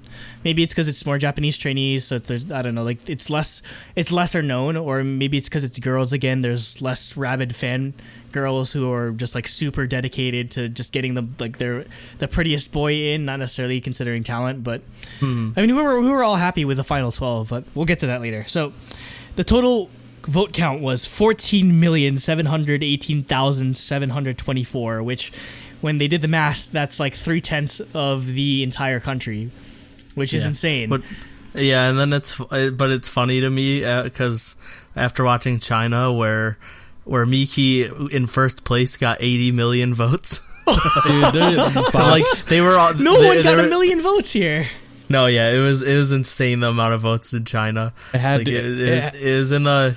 There must be bots. Like every trainee was getting like the lowest trainee got like 26 million votes. They're definitely using bots. Dumb. It's China. Oh, it's China. Definitely they bots. bought everything. Bots. They bought freaking like PUBG. They bought like every game. It was just funny though hearing the difference in numbers. And in comparison for the Senbatsu Sosenkyu the election, they were talking about how 100,000 would be number 1. Would get you number because Junina won with about 170,000 votes. But remember, that's contingent on you buying a physical product or being a part of their like fan club or voting on the mobile app. So there's more work involved. I was gonna say that's why, because there's one more work involved, and then also for this you get to vote for 11 people. That's true. So it's not one person gets one vote. One person gets 11 votes. Or 11 votes a week, actually. 12.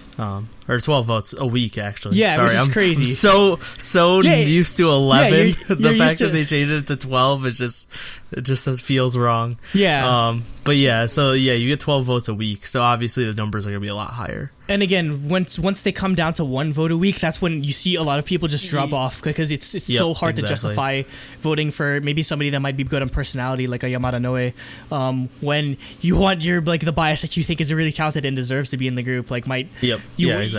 That's when people have to make the hard decisions. But now it's going to be complete madness when it comes to like people getting super high votes. So I won't go through everything because obviously you can just look up the rankings online. Yeah. Yep. We'll link the TVing website in the description.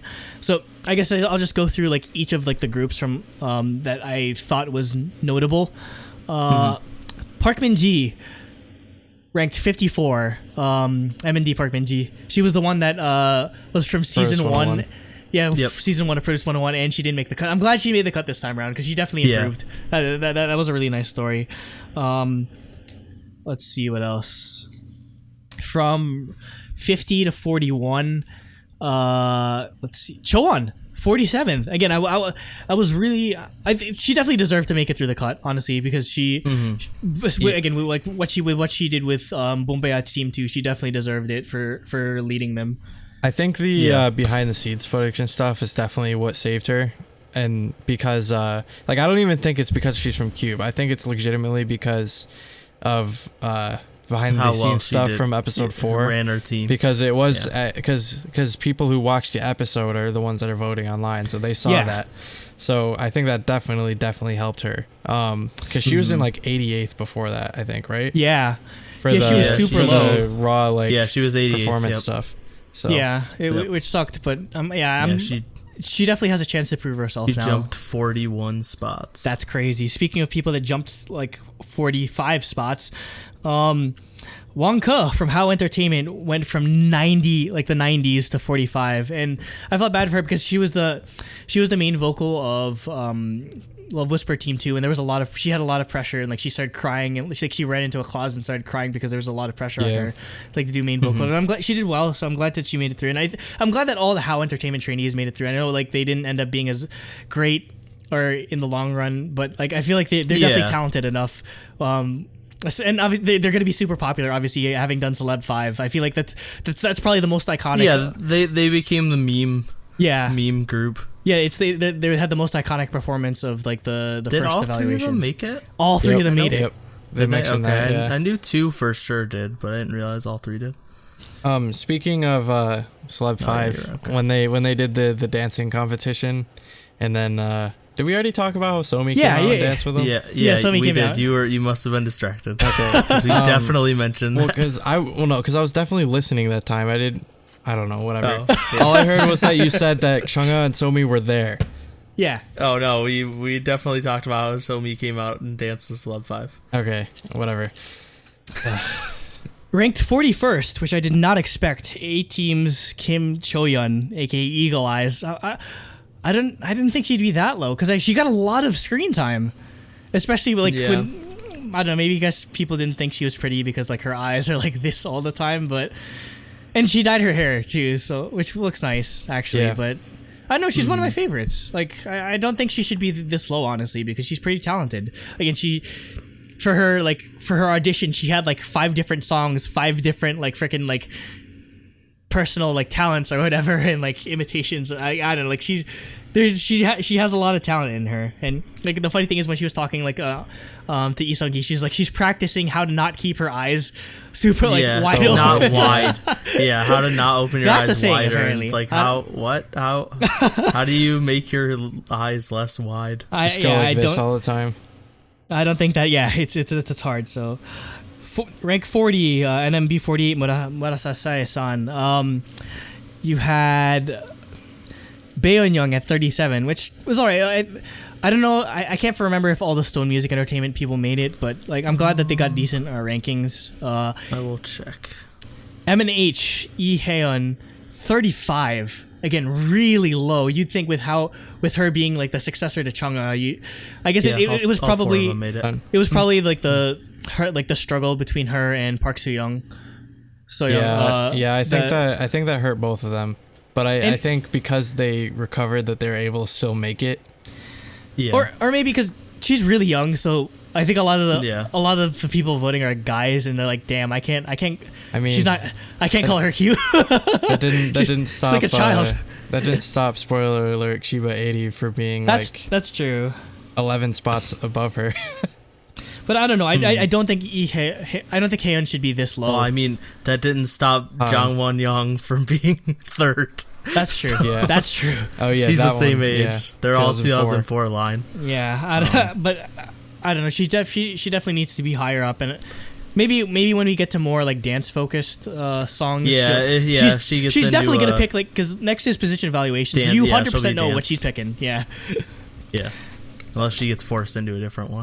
Sohei lookalike, aka Kim Doa, got 34th, which that's fine.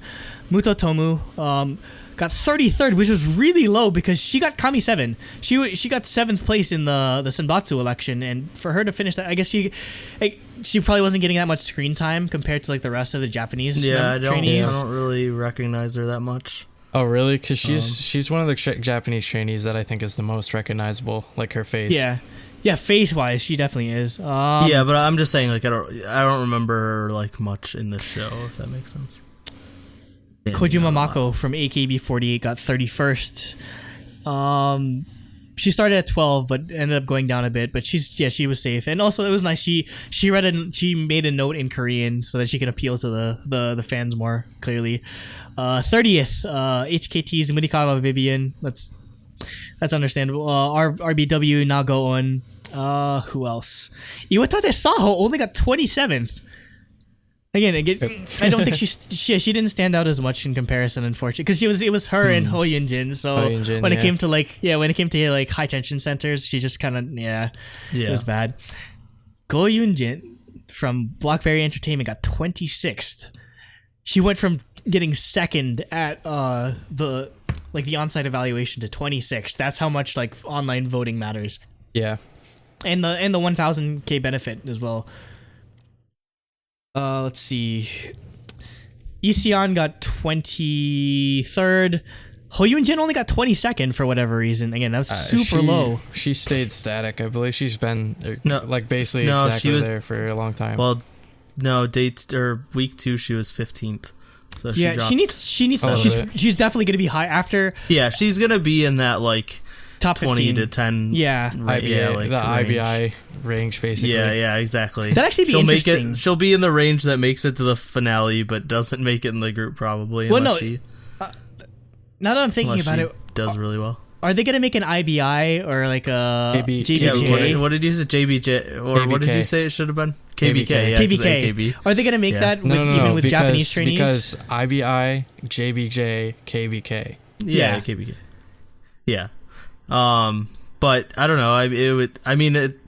It's based on the companies. Like that's not a real like thing that was run by Mnet, like Mnet. That was 48. Just a thing that happened in season 1, and then season 2 they decided to do it again. Yeah, they'd have to get 48 group on board as well. So I mean, I'm sure they want it's free promotion for people that might have not otherwise be promoting a lot. So it's there's definitely going to be some 48 group trainees that end up in the IBI of this season. Okay, top 20. Kim Shi-hyun from Ueha, Jo Yuri went all the way from A to F and still makes it to top 20. That's amazing.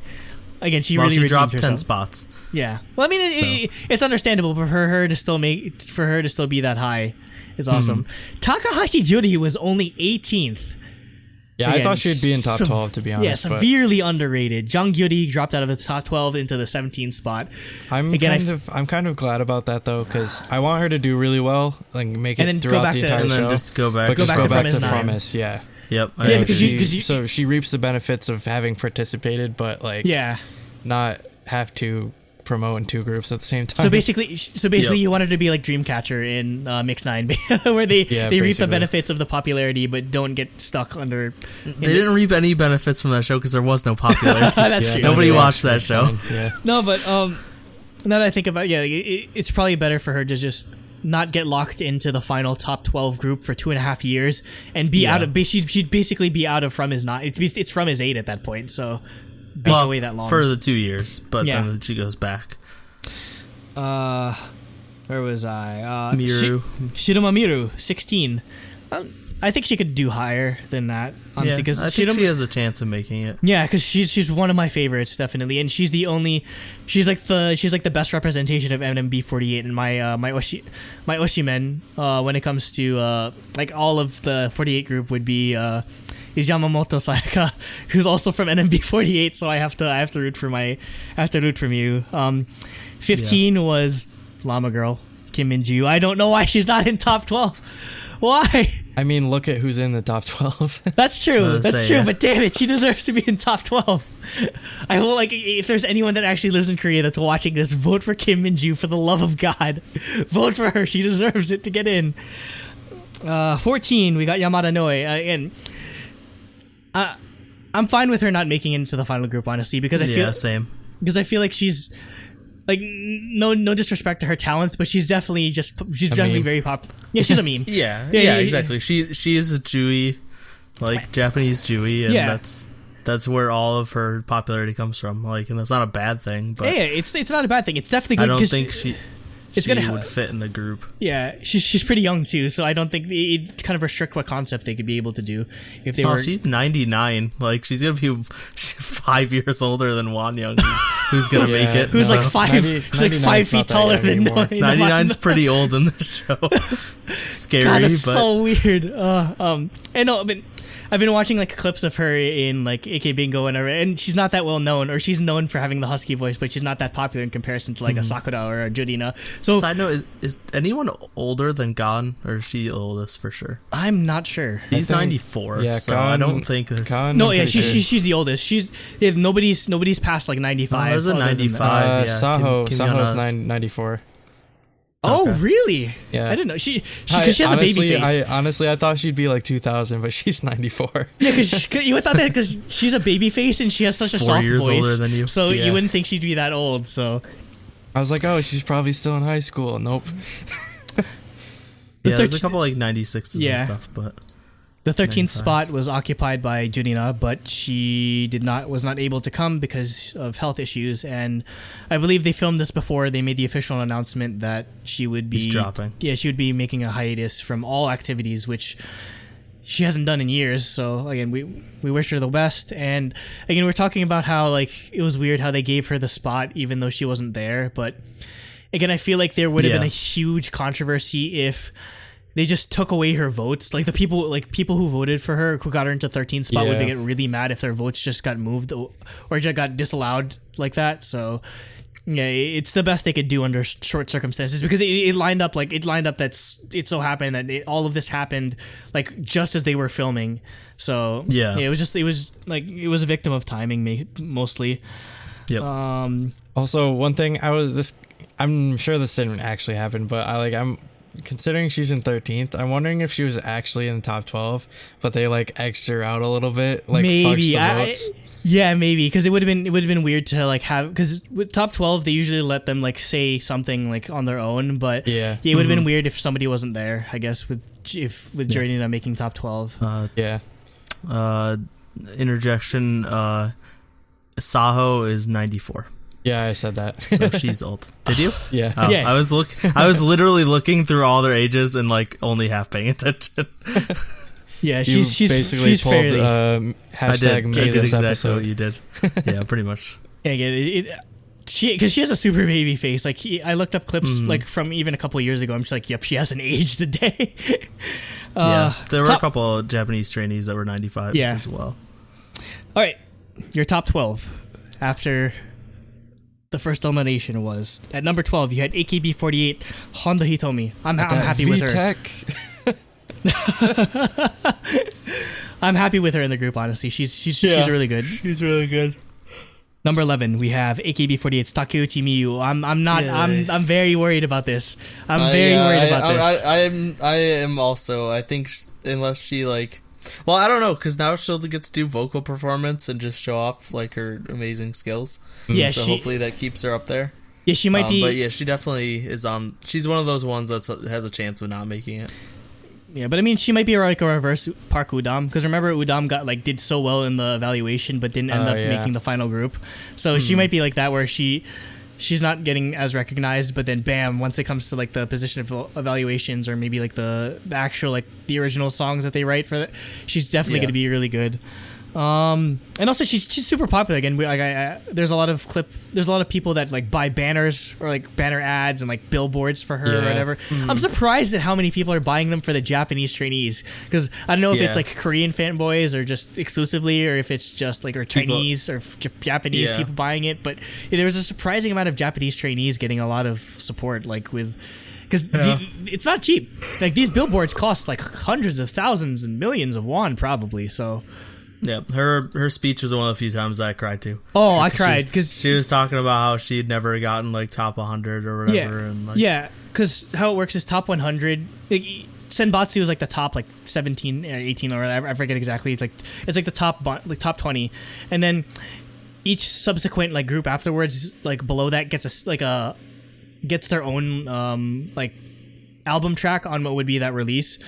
see, not finishing in top 100 means you don't get to record anything. So it's really rough on her. But yeah, I'm glad she's getting recognition. And if she doesn't make it in, that's a travesty, because she's the Kim Jae-won of this group. Kim Jae-won from season 2, individual trainee, where he's basically like, he knows how to write music. He wants to run his own entertainment company someday, and he has an amazing voice. That's basically Takeuchi Miyu, except she's Japanese instead of Korean. So she needs to be a lock for this group ultimately. Yeah. Number 10. Lee Chae-yeon. He 100% needs to be in the group. Like, 10th spot is very nerve-wracking though. Well, like I'd say her and Kun probably easily have like the most like complete packages out of anybody. Kan obviously just because she has way more experience than everyone. Yeah, Kan has the experience, but yeah, Chaeyeon's like just pure talent, like for real. She's the most talented person on this entire show. I mean, also that JYP training probably comes in help as well. Definitely. And the name recognition from being on 16 as well. Yeah, so I really hope she's in, because it really would be a shame if she wasn't. They mentioned that she ranked 5th among female voters. So again, there's an appeal there. So again, once the like memes and like the people that are popular for personality start dropping off, once it's one vote per person, it's gonna be, hopefully she'll go up. Yeah. Number 9, we have Weha's Choi Yena. Again, I think she might be a lock, because she might be like she's like the Jisung of this, where she's like super like bubbly personality or funny, and also, and she fits pretty well with a lot of what they do visually. So she's definitely a super popular trainee as well. So yeah, yep. And she was talking about a story of how her older brother was in co-ed school or something like that, and like, oh my god, something happened. Wait, yeah. What exactly happened with that? Because I'm for those that might not be familiar. School, there was like a lot of this is like why co-ed groups don't exist. There was just a lot of controversy like between the members. Dating Hill? No, $5 and $5 was the girls, the and Speed was the guys. Yeah. So co-ed school was it's another. It doesn't like, help that they were show. Managed by MBK. So like, it's them. that doesn't really do much. So basically, it was just like there was a lot of controversy, which is why he didn't end up doing it. And yeah, because he was talking about like, we don't want her parents didn't want her to become an idol, because like they thought something like that might happen. But yeah, she definitely deserves to be in the final group, I think. Number 8, also from Weha, Wang Yiren. I think she's a lock. I think she's the Kalkyung of this season, because she obviously I think she's super pretty, and she obviously has like the appeal for being Chinese. So again, despite being Chinese, she's really, I think she's pretty good at speaking Korean, honestly. Yeah, well, I mean, Yuehua or whatever, I'm pretty sure they train their trainees in Korea. Yeah. So. I wonder if I wonder if she gets pulled away. Yeah, they have a division. Yeah, I don't think it's not all of them, obviously, but they have a group that gets trained in. I wonder if she gets pulled. If she doesn't make it into the final group, do you think one, is there going to be a season 2 of P101 China, and 2, would Wang Yiren, would she get picked for that? I mean, if she almost wins on here and then goes on there, she'll definitely win. Oh yeah, she'd be a lock. I mean, the only problem is there's probably going to be a season 2, but is it going to be guys? So like, how long until the next season with girls? 2 years. It's going to be 2 years, yeah. So Produce 48 China and as SNH 48. They were in season 1. They had a couple members. Number 7 went from F to A. HKT Yabuki Nako. Wow. Yeah, she definitely deserves to make it. She's another main vocal that needs to be in this group. Number 6 went from F to C. AKB48's Gotomoe. Oh my god, if she's not locked for this group, I'm gonna be so sad. She needs to get in. She seems really popular, so I doubt she doesn't make it personally. So. Yeah. Number 5, Kwon and B from Wulim. First trainee to break the 500,000 vote mark, and I didn't know how long she's been a trainee. Apparently, 7 years. Yeah, she was. This is 5 years. 5 years. And here, I actually brought up an article for this, but apparently she was in an older girl group called Yeah. Like again, like super like under like YEAH, like super underground group, and she looked completely different and went under a stage name called Kazu, which is like the because I think like all of their stage names were based on instruments, so she was like the kazoo, but they didn't do well. They didn't debut, or they didn't last very long. So yeah, she's the only other. She's probably the only other Korean trainee that debuted prior to going to this show. Mm-hmm. And then we get to the top 4. At 4th position, we have Miyawaki Sakura. Again, I'm surprised that I'm not surprised at how much she fell off, because again, it just seems like the person who gets first or who gets the center position of like the Pick Me song always ends up getting like a lot of backlash for whatever reason. I don't know. It's dumb. I don't know. I feel like the whole thing with how the center position stuff. Maybe, yeah. But I mean, it wasn't her fault though. I think that's why. I think like again, a lot of people were blaming Sakura for stealing the position away from Choyeon, but again, they got that information based on what the trainer said. So again, maybe it's wrong on them not to trust their gut, but I would have taken the advice too, honestly. Yeah. No, I don't think it's her fault. But yeah, it's like she said in her speech or whatever, like, yeah, she definitely thinks that like that's why, like, the negative people saw a lot of negative sides to her the last couple episodes, so that's why. But I mean, she's definitely locked. Like, I don't think if she's she does not make this out group, of the whole group. If she doesn't make it, that's an upset, and that's stupid considering how popular she is. Yeah, and it's like Yu Jung was third. Like she was like locked as third after being the center. So like, this is a round where I expect her to end up. Well, anyway. like honestly, I feel like Sakura is definitely like the Somi of this season. In my opinion. I mean, yeah, she's definitely like the Somi. as far as like the super popular, super pretty, and like type of popularity she has. Yeah. And then I'd put probably Gun as being more like Sejong probably. Yeah, where as far as like how they're being perceived. Yeah. Okay, third, we have with 539,000 votes, we have Starship's Jung Won-yeon, the center of Nomu Nomu Nomu. So again, I was actually surprised she made it up that high. Like I was expecting her to be like at least in top like 20 or 18, but yeah, like she did really well, and they love her. So. They love her in Korea. Well, she's Giant been baby. up there. She was third episode 1, fourth episode 2 and 3. Oh, okay. So Episodes 2, 3, and 4.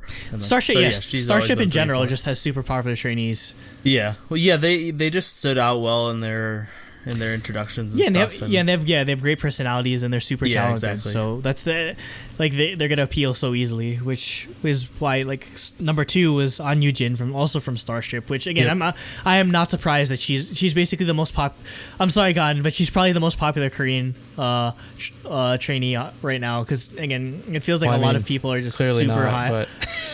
But no, Korean trainee. Hun is Korean. You think Khan's more popular than? Well, yeah, she got like 20,000 on more. This show. She got 20,000 more votes. Oh yeah. I keep thinking Sakura got number 1. Anyway. Khan's way above. I mean, yeah, I think the thing is though, I don't know if Khan's gonna keep the 1 spot.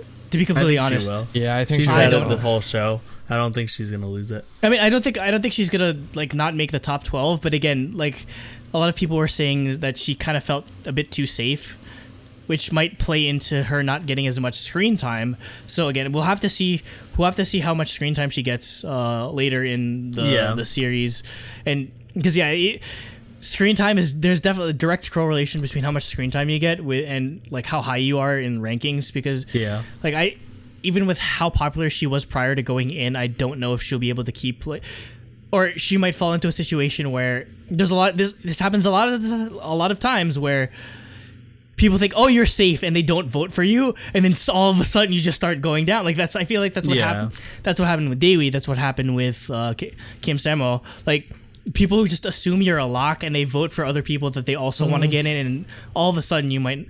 I don't think she's not going to make it to the top 12, but I don't think she'll end up being number 1 overall by the end of it. I think she has the newest effect, but like all 4 members in one. Like so, I feel like she will keep it. but at least top I three. think she will too. Like, I don't think she'll. I don't see her falling out of that place at least. So yeah, like I think it'll just be like Sejong and Somi just going back and forth, that kind of thing. Like with Eugene and Gaon, like yeah. And last but not least, we have the the last survivor at number 58, AKB48, Sato Minami. Again, the crazy thing was she was ranked at number 59 for 3 straight weeks, and it only was in this elimination where she moved right past the one up. Oh my god. I felt bad though, because I'm surprised like Shin Soo-hyun, the 4 candidates total was Minami, Nakano Ikumi, Shin Soo-hyun, and Hwang So-yeon. I thought it would be a Korean trainee that would get the last spot. So they, on TVing, they kept Ikumi on the listing. Does she get to stay because Jurina dropped out? I don't know. I mean, we haven't watched, because she's still listed here. So I mean, I think everyone's still listed. Everyone's still listed, even if you're eliminated. No, not on the rankings. Oh, not in the for rankings. Week 4. Yeah, Week 4 only shows the people that are survived. Well, we'll Nakano Ikumi at 59 is on the ranking for Week 4. Yeah. That's so then, weird. They probably added her they back. They brought her back. We'll see. She would technically be 54. We'll see when the episode 58. 6 subs come out. Yeah, again, we're kind of doing this behind, so we'll get there eventually. So yeah, and then I guess I want to run through some of the more notable eliminated trainees before we get to like the actual like where they pick value or concepts. So yeah, Nakano Ikumi, and her voting came down to like she lost the 1K benefit to Sato Minami, so it sucked. It was just like it was one or the other. Kang Damin from Well-Made Yadang, Hwang So-yeon from Well-Made, Jinny Park. I thought she was gonna be super popular because I thought the fact that she was almost gonna be in Blackpink would serve as such a like storyline for her, but man, she got like no screen time whatsoever. Yeah, they didn't really. I almost forgot about that at all. I almost forgot she was on the show, to be completely honest. But you'd think that former YG would, again, with how much they were promoting her as former YG, that she'd make it in, because the other former YG, Park So-young, like the other individual trainee, she made it. Yeah, she made the cut, but Park, because I haven't heard of Park So-young's name. I've heard of Park Jinny for years. So yeah, again, that's a shock to me. I don't know. Maybe she didn't like. She's pretty talented, but yeah, it's weird that she didn't make it in. Mm-hmm. Alex Christine, ZB label, again, not surprised that she didn't make it in. Again, the most of the hype for her was Western hype, and again, I don't know. Honestly speaking, it's probably because I don't think she has the look that a lot of Korean fans are looking for. Because you can definitely tell she's a halfie, but yeah, I don't know. She just didn't appeal, I guess. Or maybe I'm not really surprised because she's been lingering around like low 80s or high 80s for like the whole show. Yeah, she wasn't making it. Oda Erina, Jo Ayung, Shinobu Mogi, another popular like trainee or another popular Japanese member. I'm surprised didn't make it. Park Chanju, Hasegawa Rena, another NGT48. I thought the only other NGT48 member, she didn't make it in. Yamada Noah is the only surviving member of NGT48. Kata Yuka from NMB48. Hong Yeji. Wow, Hong Yeji, the one that hit the high note. God, I forget which one. God. It's gonna take a while, but I'm pretty sure like she got a lot of votes because she hit a high note, and I'm surprised she didn't make it. An Yewon, the YGK Plus member with like the celebrity dad as a chef. Like, man, I think YGK Plus is all out this season. No, there's no. Nobody cares anymore. Oh man, no Hyunbins. Nobody cares about the novelty of it. Yeah. Kim Yoo-bin from CNC, Lee Chae-jung from MND. Again, she was the leader for Bombaya Team 1. Again, I thought she did a good job. Maybe I feel like her picking the leftovers group is what sunk her voting. Yeah. Cho Sarang from Million Market. She was like the main vocal of Mamma Mia. Again, I didn't like that high note, but I thought she'd do way better. Lee Sung-yeon and Cho Young-in from WM Entertainment. So yeah, WM didn't. The only person alive from WM Entertainment is Lee Chae-yeon. Mm-hmm. Nike Kokoro from NMB48, Yuka Asai from SKE48. So yeah, SKE48 doesn't have anyone left now that Jodina is now that Jordina's gone. And let's see what else. One Soyeon from MMO did not do well this season. Yeah. Yeah, there's no there's no Kang Daniel or Jisung this season, unfortunately. So it's just overall thoughts. Just, are you happy with the top 12? Yeah, actually, like I mentioned earlier in our chat on Facebook, like honestly, like with how the top 12 is right now, I'm pretty happy with where it is right now. So if it's anything similar to this, as long as like, I'd say honestly for me, as long as Cheon and Kwon B are still in, like I'm pretty okay with anyone from the, I don't know, next like 6 swapping in and out or whatever. So Nate? Yeah, I agree. I think I'd be fine with this being the group. I really wouldn't change much, if any. Yeah. I think it's a great mix of Japanese and Korean trainees. It's almost 50. It might be 50-50. I'm trying. Yeah, to it's like 5. It's like 5-7, I think. Yeah. Yeah. So like it's really close. Well, which is what needs to happen. Well, it's 50-50 Korean foreign. Because Wang Yidong is Chinese. Oh yeah, that's true. Exactly. That's true. So there's a decent mix. It's not. It's not. And I think that definitely needs to happen, and I think it will happen. Yeah, I'm super surprised and super happy with, I guess, how, again, like the unbiased the Korean voting population is when it comes to. Yeah. And I mean, hey, like Japanese culture, Japanese pop is pop. Like a lot of these people are celebrities, even to some degree there, in Korea. So there's obviously going to be favorites. Before we end it off, I went through all of the teams and just to see how many survived off of each team.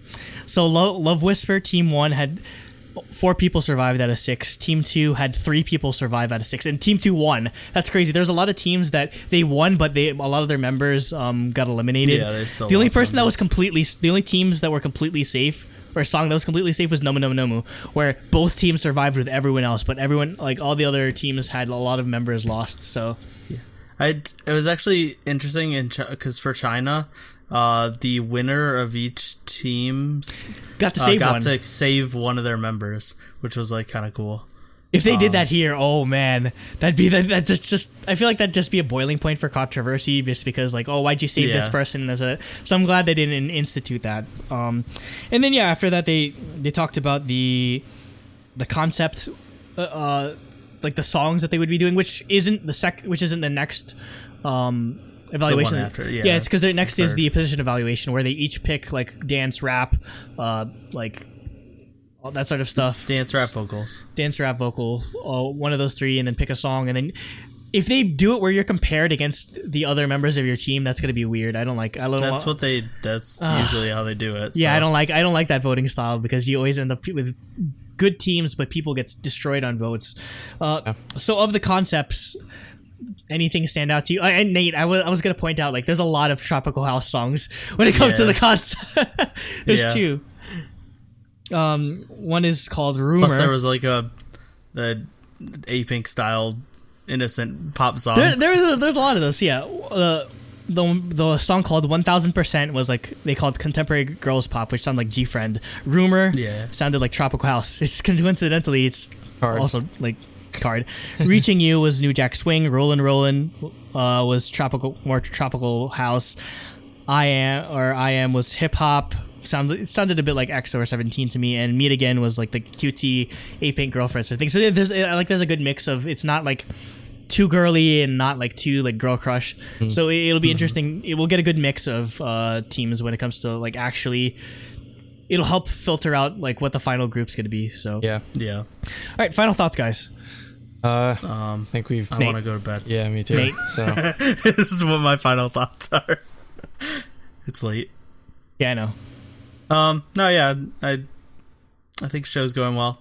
I'm happy with where the rankings are. No, there wasn't any like huge loss out of the first group of eliminations for me.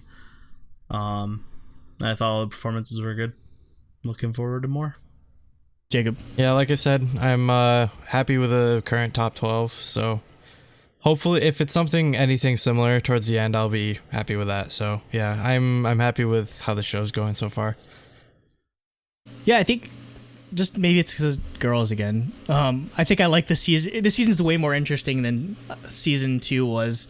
Just like right out the gate. Again, I feel like I mentioned this last week, but the new twist with having members from 48 Group definitely is making it a lot more interesting. And Definitely. I feel like there's gonna be no drop off like I did with 101, where their music was just like, oh, okay, I wasn't as invested. I feel like I'm gonna be super invested with whatever group comes out of this. SOL 48. Or yeah, SEO, SOL 48 or whatever it is. SEO, whatever it's gonna be called. So, yeah, the next episode I think we'll be covering the position evaluation and the second elimination. So, whenever that comes out, It's gonna be a while. Yeah, it might be like 3 weeks. or 3 weeks maybe, because this is gonna take a while. Like they'll spend like an episode or two just on like the performances and then the elimination. So, yeah, I hope you keep in check with us. Follow us on Twitter. That's probably like the best way to like know when we're gonna do new episodes. Because again, it's a sporadic schedule. It's basically whenever PD48 subs releases, and they've been doing an excellent job. And if you're gonna watch the show, I suggest you watch on there because their subs aren't garbage like the ones you find on K Show 1, 2, 3. Like there's actual proper translations and proper gendered pronouns and all that sort of stuff. So yeah, watch on their watch their subs. You can listen to this on audio services such as SoundCloud and Stitcher if you don't want to see our beautiful faces. And that's it. That'll wrap up our second episode of ProduceCast. Hope you check back in with us for episode 3 in a couple weeks. As always, oyasumi. Te kurimi. No, don't say that. Lovingly. There's nothing wrong with either take on it, honestly. I mean, not everyone. I mean, even in K-pop, not everyone has to be like a technical master. I think the way to do it is probably a happy medium between the two of them, where like you have the dancing skill and the powerful singing and stuff like that, but you also are visibly, having fun with it.